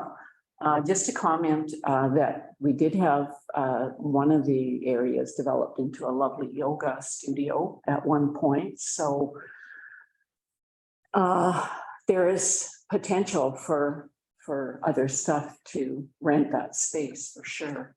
Yeah, and that yoga studio is being used for yoga right now. Yeah, our recreational programming uses that upstairs, That area. kids club, and then yoga, yes. Yeah. So it is being used, we're just not getting rent from it. Right, so the community is using it, the development corporation is there, the medical clinic is there. Programming is occurring there, it's just we don't receive rent. but we own the building, so that's bonus. We're not paying rent either. Okay, and just to clarify for everybody, each level is 5,000 square feet, so the dental office is about 2,300. Yeah. And the medical clinic is more, it's 27 or something like that. Thanks, Pam.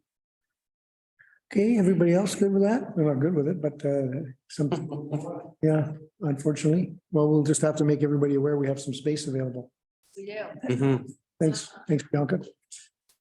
Okay, so building inspection services. So this is actually contributing to a decrease in our taxes. And I'll just pull this up.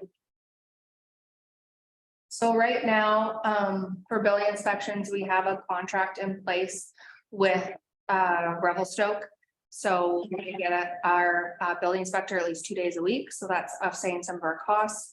Before we contracted out our building inspection services. So this is just an estimate of this year. So total budget, our building inspection services are costing us just over 84,000. Siobhan, go ahead. Thank you. I guess to Scott, how's it working out?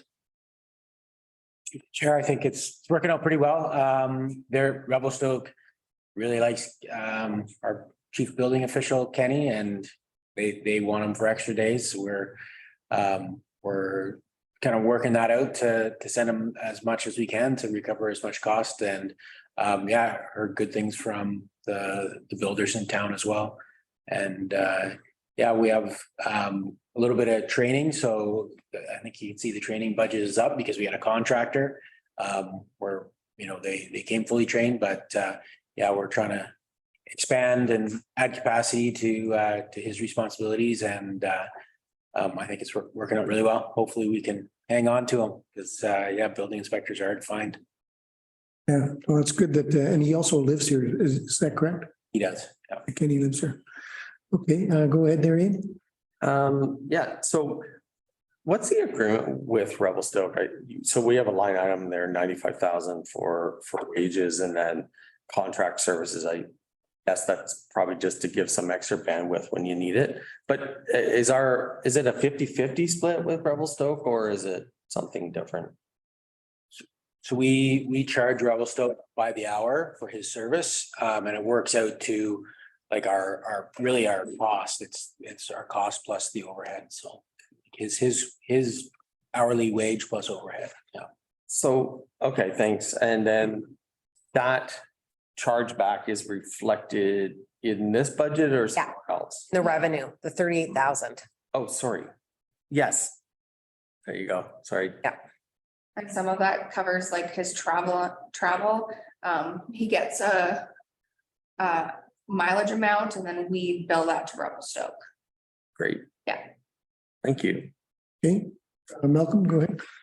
And just to carry on from Councillor Ian there. Yeah, I mean, is there a cap on how much Revelstoke can use them? Because I've talked to a few folks last couple of days and, you know, they're waiting for a building inspector here sort of thing. Our turnaround time is good and I'm not complaining, nothing like that, but do we have some protection there that Revelstoke's not going to steal him or absorb too much of his time? Right there, Scott. So we make them available 2 days a week, and then anything above that, they can ask. If we're too busy, we probably, you know, within the contract could deny them some hours. Yeah, he's been ill this last couple days. Maybe that's why you're hearing from people, but yeah, but really it's 2 days a week is the obligation, but and that works out pretty well for us. So Thank you. Okay, thanks, Scott. Hey, everybody else good with that? Okay, great. Go ahead, Bianca.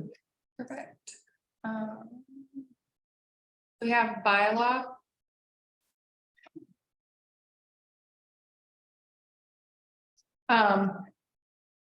So bylaw, over the last year, we've actually seen an increase in fine revenue, so we've adjusted that.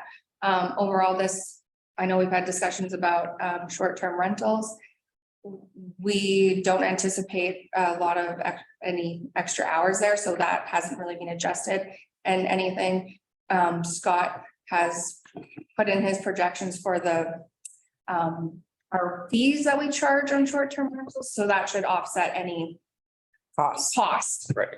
So bylaw overall is looking better than our previous year, just because we're doing a good job bringing in our fine revenue, that parking and. You have an idea of what's the total fine revenue? I think last year we budgeted like 10 and we ended up like 20. Might be on the committee of the whole agenda. It's on the committee of the whole agenda? Yeah. Okay, We I reviewed it. We blew it out of the water pretty good. They're doing a good job. So that's gonna continue. And yeah, Okay. questions on that one or? Oh, Bylaw. sounds good. IT services. So in the past, the IT has really hit. I'm just gonna make sure I'm sharing the screen appropriately.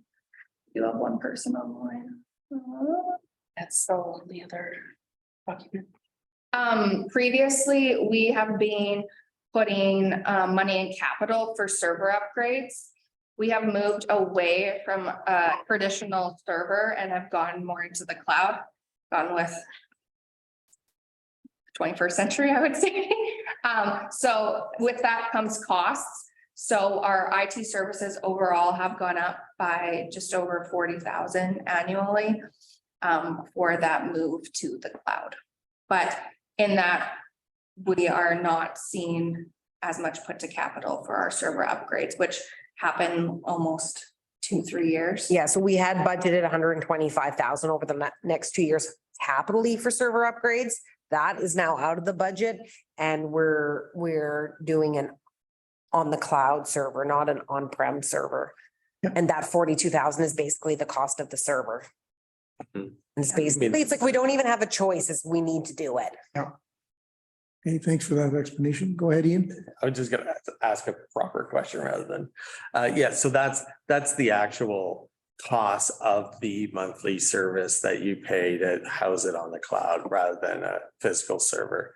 And then, so I see nodding, that's yes. And then the reason why it's no longer in the capital budget is because we actually aren't buying a capital asset as a server. Okay, thank you. Got it. You in? Thanks, Bianca. Go ahead. So yeah, so we have it up there, but then down here, marketing, this is being reduced.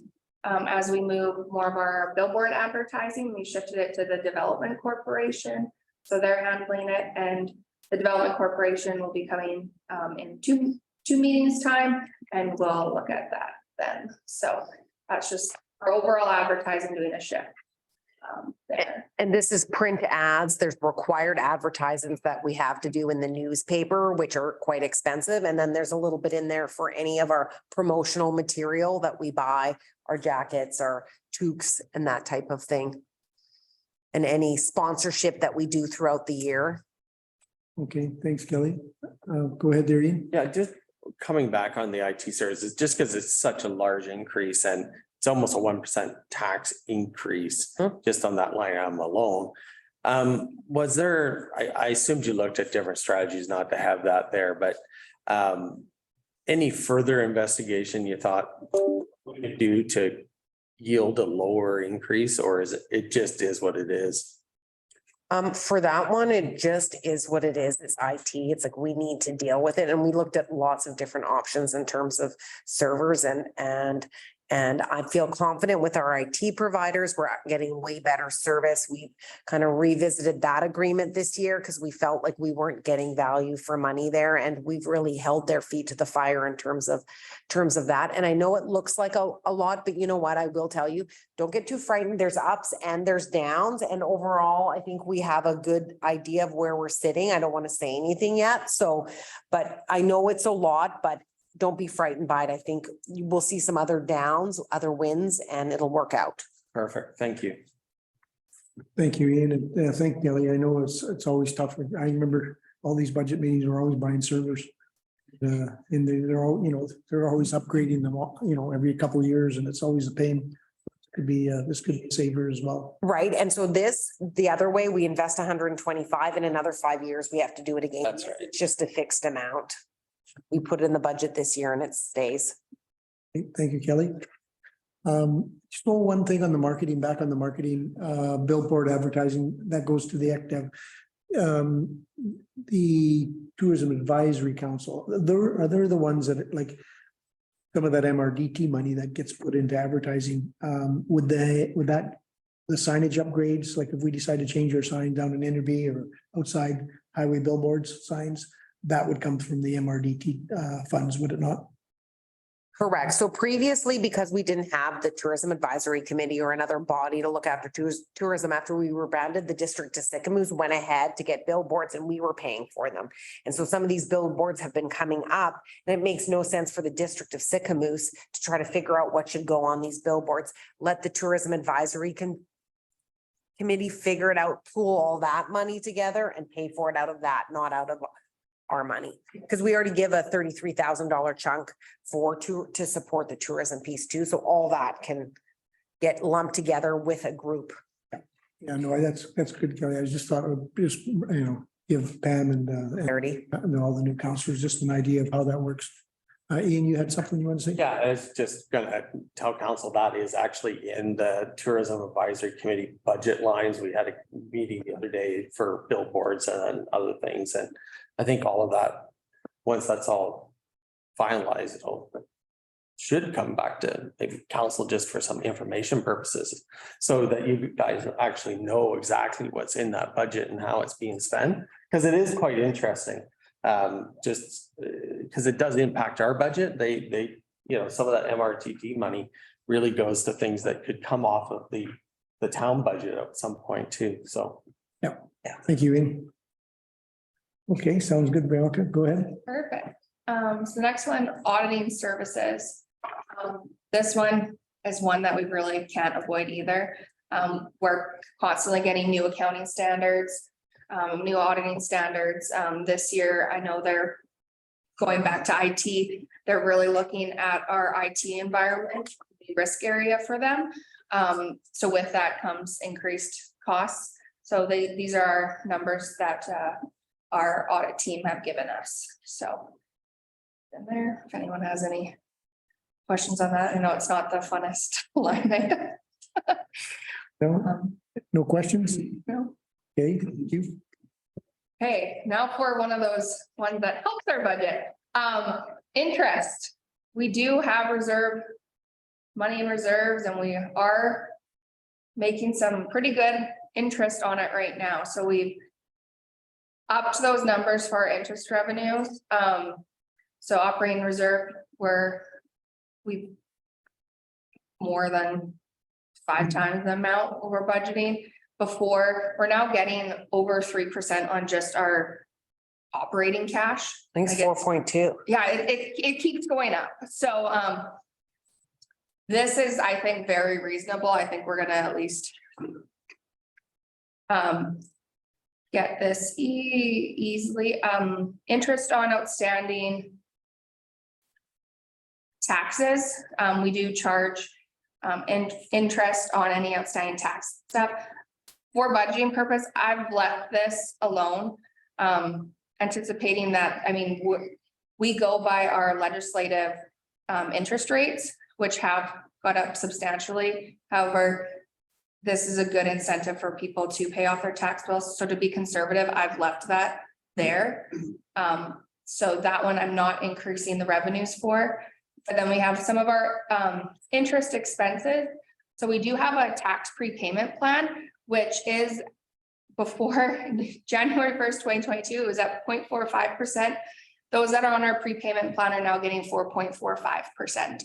So we have some ups in expenses there. And then we do have 2 short-term debt, affordable housing and hockey academy, which we are seeing large increases there. And both of those we have scheduled to pay off in, I think, 5-year terms, each of them. So staying on our same schedule, those would be our increases there. Yeah, the Hockey Academy has 3 more years left. I think we need the land 417-425 over there has 4 more years, and those short-term debts are at the MFA floating rate. And so right now they're 4.551.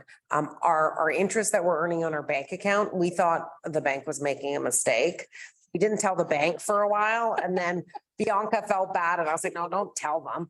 So, but we did, and they're like, no, that's actually what you earn. So we're earning 4.2% on over 2.5 million in our operating. That's more than what we're even getting in a cashable term deposit. So it makes a massive difference, this change in interest rate, and it helps the bottom line, right? It covers our IT servers, right? Well, good point. It's always good to see revenue like that come in. Thanks for managing that money. Go ahead, Irene. Sure. Just a couple more questions here. So, first of all, I want to know what bank account that is because I'm not getting that. But, and I'm asking questions because I'm not clear on what they are. So the affordable housing is the actual price that we paid for the land at 417 Main Street, perfect. And the Hockey Academy, I assume that is what we call the Eagle's Nest. Yeah, that's what, it was the loan that we used to acquire that. I think it was 400,000 approximately, and the affordable housing, I think it was 300,000. It wasn't for the full cost, it was just for a portion of the cost. So then these are obviously floating rates, like we don't have anything locked in on, okay. That's the only way we can borrow short term as a municipality. So there's 2 options. We have to borrow through MFA, period. And short term, so if it's under 5 years, if it's not it's MFA floating rate, that's what it is. There's no fixed terms. It only goes into fixed terms if you go into long-term debt over that period, of which there is a whole public process that we have to go through and get everybody's consent. And then just one final one. I assume that in this 10.5 and 10,000 for the Hockey Academy, you've baked in that number, interest rate increases in 2023 as well? Correct. Okay. Thank you. Okay, thank you. Okay, Bianca, we'll go on. That's great. Okay, our next one is patching. So we've seen humongous increases in the cost of patching our roads.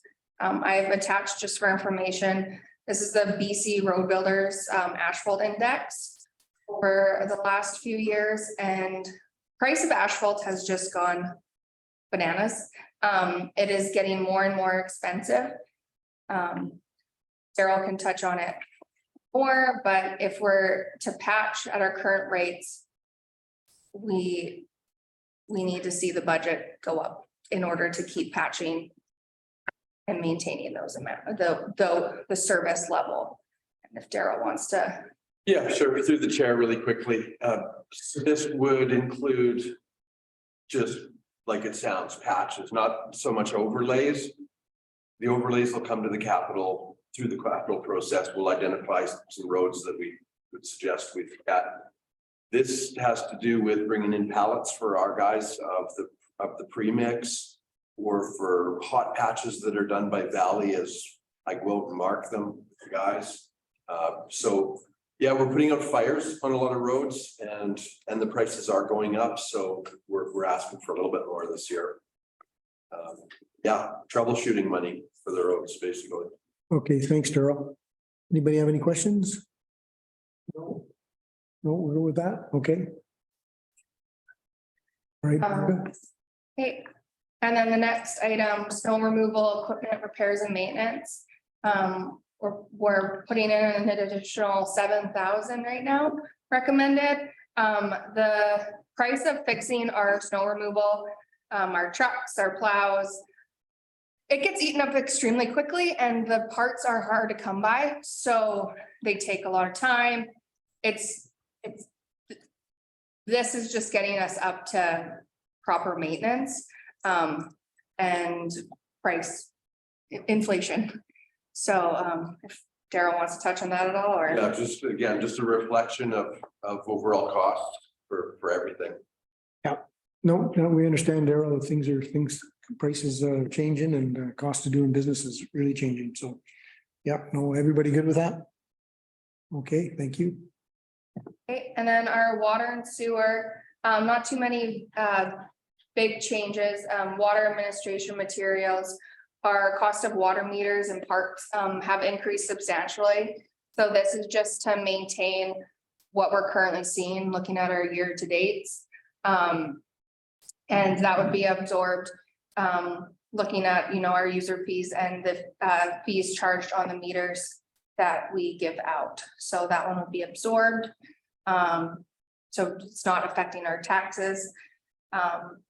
And just to be clear, water and sewer fund never affects our taxes. Water and Sewer, so say shift taxes out of your brain, and now we're talking water and sewer fees, which are set by bylaw, which we're not planning on changing this year. We'll make it work. We're gonna do a review in future years, but Just Okay, thanks, Kelly. yeah, just Okay, Bianca. there, Kate. Sewer treatment plant. I know you guys will be getting a tour soon from Daryl. So some of these, I think you really will make connections when you see our sewer treatment plant. I just got a tour and it makes a lot more sense now. These are just our materials for our treatment plant. They're going up. The chemicals, the price is just going up. There's no control over these ones. So that's just last year, just on chemicals alone, we spent $125,000. So, and then same contracted services, just maintenance alone, getting, an electrician in, any kind of tradesperson, price is going up. So both of these accounts are just to better reflect our actuals that we really have no control over. With proper maintenance. Thanks, Bianca. Anybody have any questions on those costs? All good? Great. Great. Okay, anything else to add? On operations, I think we're pretty good. Now I guess we'll move on to Shuswap Community Foundation, item C. Yeah. Agreement and policy discussions. Bianca or Kelly? No, you can start. Yeah. Yeah, I can start. So, done some summaries. So the big thing here, currently we have an agreement, 40,000. So, just gonna make sure.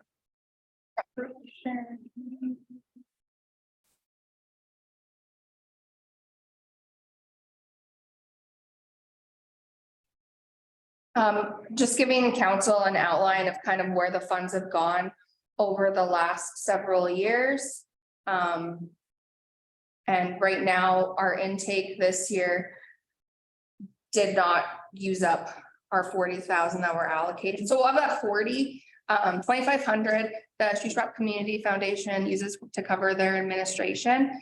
So the remaining is given out in grant funding. This year, we only had 2 come in that were approved for funding for 11,300.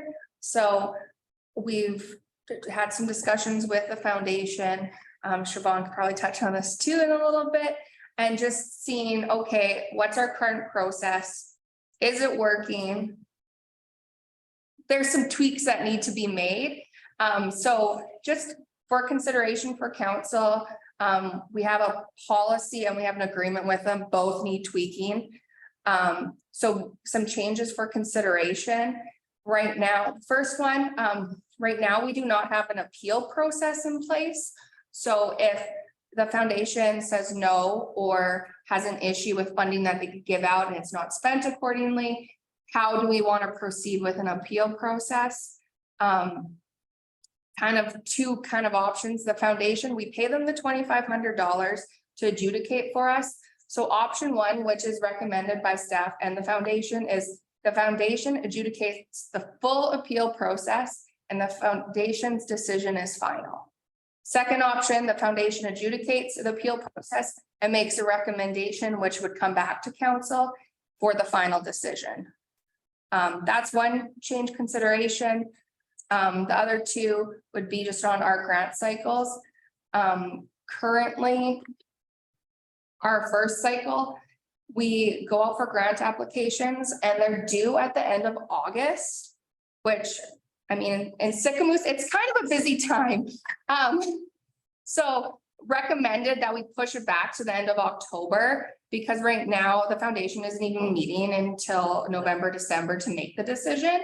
So this is the recommended dates. And then including in there, if there isn't enough, if the 37,500 isn't used up, an option for a second cycle, or, you know, maybe during the early budget process, some of the groups come up with additional funds that they're looking for, they can go to the foundation for a second cycle of funding. So those are kind of our recommendations and for council discussion.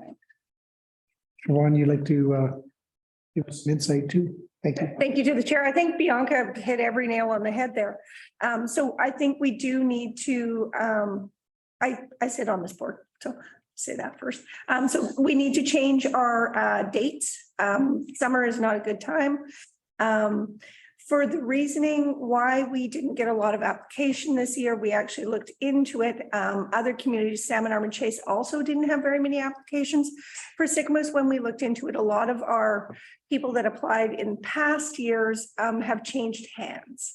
So they've passed the torch on to the next boards, and some of those folks just didn't know it was happening or how to apply or that they should even be applying.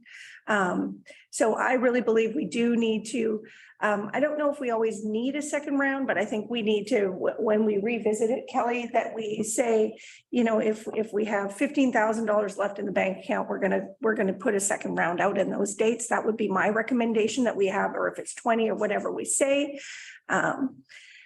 And Kelly and I have talked about different advertising to get people out there so they know these funds are available. But Bianca pretty much covered it. Okay, questions? Okay, go ahead there, Malcolm. Eagle Valley Transportation had, the district of Sycamoose through grant aid and Shuswap Community Foundation has supported us for 3-4 years now, and a big thank you. We have a very low operating cost. We don't have a website. We don't have a physical office. I'm the coordinator. I coordinate all the requests for ride. But I just wanted to say the cycle process, deadline in August, and I'm very appreciative of a deadline in August. You don't get a decision until January, and then a check is cut in March. That's hard on a not-for-profit society to budget their society. That unknown variable for up to 6 months after you submit your application before you receive funding. So it's just, yeah, there might be some room there. This is a thank you. Malcolm, Ian, go ahead. Yeah, just a question about the need for a appeals process. Is there actually a need for that, or why did you put that in? You go ahead. Thank you to the chair. I think we do need a structure. So it isn't something very common. I'm new to the board, but looking back, I don't think it's ever happened before. But we do need just structure so that when and if that comes up, we know what to do and how that works. And again, I concur with Bianca that should go back to the community foundation. They deal with across the region, and that it's just a standard and that it's not coming back to the council, and that we're doing that recommendation. So we absolutely just need to have policies and procedures in place. And then if it comes up, it's very easy to go, here's our hoops that you need to jump through. And it either works one way or another for you, instead of getting caught and then nobody knows what we're supposed to be doing. Yeah, I mean, we're supplying the money for this pool, so it ultimately comes from I guess, the council. Not that I actually want to do any kind of appeal process at council. I don't think that's the right way. It's, I guess I'm just asking, what's the rationale for it to, so the foundation administers it. They would also be the appeal process for it? If there was one. So this year there was an appeal and there's a question like, where does it go? Does it go to the, does it go to the Shutop Foundation or does it come to the District of Sycamoose? And this is where the point was, so when I started, when you first started we deliberated grants here in this room and it took a whole finance meeting. And so it was decided at the time, and City of Salmon Arm does it as well, to outsource it to keep us a little more removed. We still have a little pot that we can give out here and there, but to have that formal process removed so we weren't brought in the mix. And then there's a fee associated with that, right? So I guess it's just, do we want to bring some of that back if there is a disagreement, or do we want to leave it over there at the foundation level? The chair, I was just gonna maybe suggest that, typically you don't want the same organization that making the grant, request to be the appeal thing. Maybe there's a process here where you have a little subcommittee of a couple of counselors, a couple of staff do that appeal process, if that's going to be something. I mean, sorry, it just kind of tweaked my, when you're actually granting the application and then you're also doing the appeal processes. I'm just not sure if that's the best practice, but. And I just give you a little history, because I've applied for it numerous times and it's very competitive, for not for profits. And I don't know why we're not getting the applications. And like Mr. Vaughn says, you hand the reins over to somebody else and they forget to apply, even though you have to remind them all. And there's a news article. But when we sat here before, it was funny because we all sat here and said, well, you can't vote on this. You belong to the curling club and you belong to the Legion. I mean, every time we turned around, somebody belonged to an organization. So we farmed it out and it seemed to be working really well. The appeal process, I was taken back one year when we gave money to an organization that doesn't really work in our community. And how could they get the money? And we didn't, because we provide a lot of tourism to the community. So I kind of agree with Siobhan. There is, I don't know how we do it, but there should be a little bit of an appeal process because, and I think I brought it up to Ryan because Ryan was on the board and he said, that's just the way it was. And if he didn't speak up or he got outvoted, I'm not sure how it worked, but the snowmobile club ended up not getting anything, a little bit. So anyways, I kind of agree on that. Joanne, you want to? No, as ahead, or Councillor McCabe. Councillor McCabe? Thank you, through the chair. Yeah, I mean, I was on the adjudication board at one point in time and any council doing it. And I'm also a recipient of those funds. So I suggested one change in the timelines between August and the decision in January, check in March. I lost my train of thought. Well, sorry, lost the train of thought. Appeal process maybe, or? Right, thank you through the chair. I'm not sure if we need an appeal process because then it gives the expectation to a nonprofit that a decision can be overturned. While I was sitting on the adjudication board, it's a pretty rigorous process, and it's very it's laid out, it's transparent, it's documented, the files are saved, and the adjudication board goes through quite the process. They do it individually and then compare sort of thing. So, but if a nonprofit is not successful, I think they should get access to a review, not an appeal, but a review, because then the board they'd have an opportunity to have a Zoom meeting with the board or meet with the board and say, and the board could explain, well, here is the weakness in your application, and in future years you should do this or this. And here's how it was weighted against other applicants. So I think maybe a review might be more appropriate than putting out the optics of having chance of having a decision overturned through an appeal process would be way more administratively cumbersome and give out maybe some false optics. I think maybe a review would be a better tool. Thanks for helping me. Thanks, Bob. Siobhan, you want to comment on that one? Thank you to the chair. Yeah, I think the application process is very written out. So there's two things to speak to is absolutely, I think that it is like, there's very clear rules what you need to do to be approved for a grant. But I also think that there are holes in everything. There's always a loophole in everything. So that there does need to be an appeal process set up. I don't think they happen very often, but that we just have a set of, again, rules or here's what you do and that's how you go through it. I don't think it's going to be something we see a lot, but it makes it a fair playing field for everywhere. And then, or review, or however, if it's an appeal or review, we can look at either way, but there should be so that people feel like they've had their fair shake, because at the end of the day, we are trying to give money back to Sick Moose and help our nonprofits. And that is our goal, is to build our community through these funds.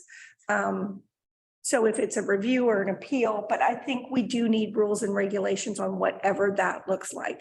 And I think everybody agrees that we do need a different timeline. August is not a shoo-shwa thing. Do you think, Siobhan?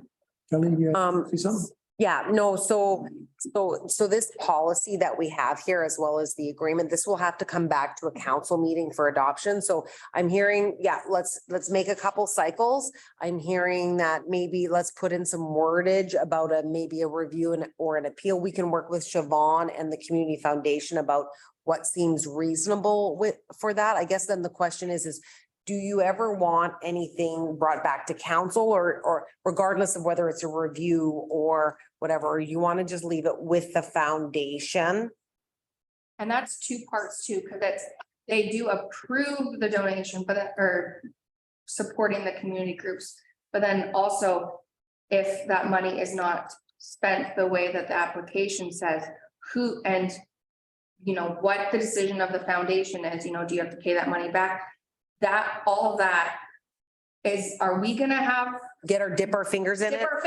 or leave it with the foundation? We can tweak wording. It's just overall the direction, and we can figure out how to word it in our policy. Okay, thank you. All right, yeah. I don't think I agree with the review. I think the verbiage really matters, because when you say appeal, you're right, it comes across as, oh, it can be overturned. But I think whatever review you do, like if you keep it all within one group, what you end up doing is you end up potentially risking the legitimacy of that group. Whereas if you have an outside kind of structure, maybe a couple of counselors involved and some staff, they are reviewing it to say, no, all the process was done properly, then that just lends credence to the process at the beginning. When you keep it all within the same thing, that's when you have people saying, well, yeah, they granted the application and then they also reviewed it, right? It's just not great to do it that way, just for optics sake. So, if I agree, I don't think we want to get to where council sits around and does that process, but having a somewhat removed process from the actual granting process, I think is good practice. That's all. That's my opinion. That sounds good, Ian. And I think I can add that maybe the foundation, they okay with going through a big review process? Maybe they don't want to do that either. So it might be, maybe our rate might go up. It might be hard to say. We'll reach out to them. We'll also take a look at what Stab and Arm does in case they ever get challenged, and we'll bring something back. We've heard from everybody. Great. Bit of a mixed bag, but I think we can navigate through to get somewhere where there's some kind of guidelines that make sense overall, right? To make it so it's not grotesquely cumbersome and administrative as well, right? But to provide clarity for all users. Okay. Leave it with us and we'll see what we can do. Thank you. Good. Thank you. Thank you all. Where else are we at? That is it. Bad. We're all good. Great. back in an hour. First one, we got a few more to go. Hour. Down. Less than an hour, I know. Adjournment, recommended that the finance committee meeting of January 25th, 2023 be adjourned at 12:05. And I have a mover. Second, Malcolm, seconder Siobhan, all in favor? Carried, okay, Thank you, Chair. thank you. Everybody run.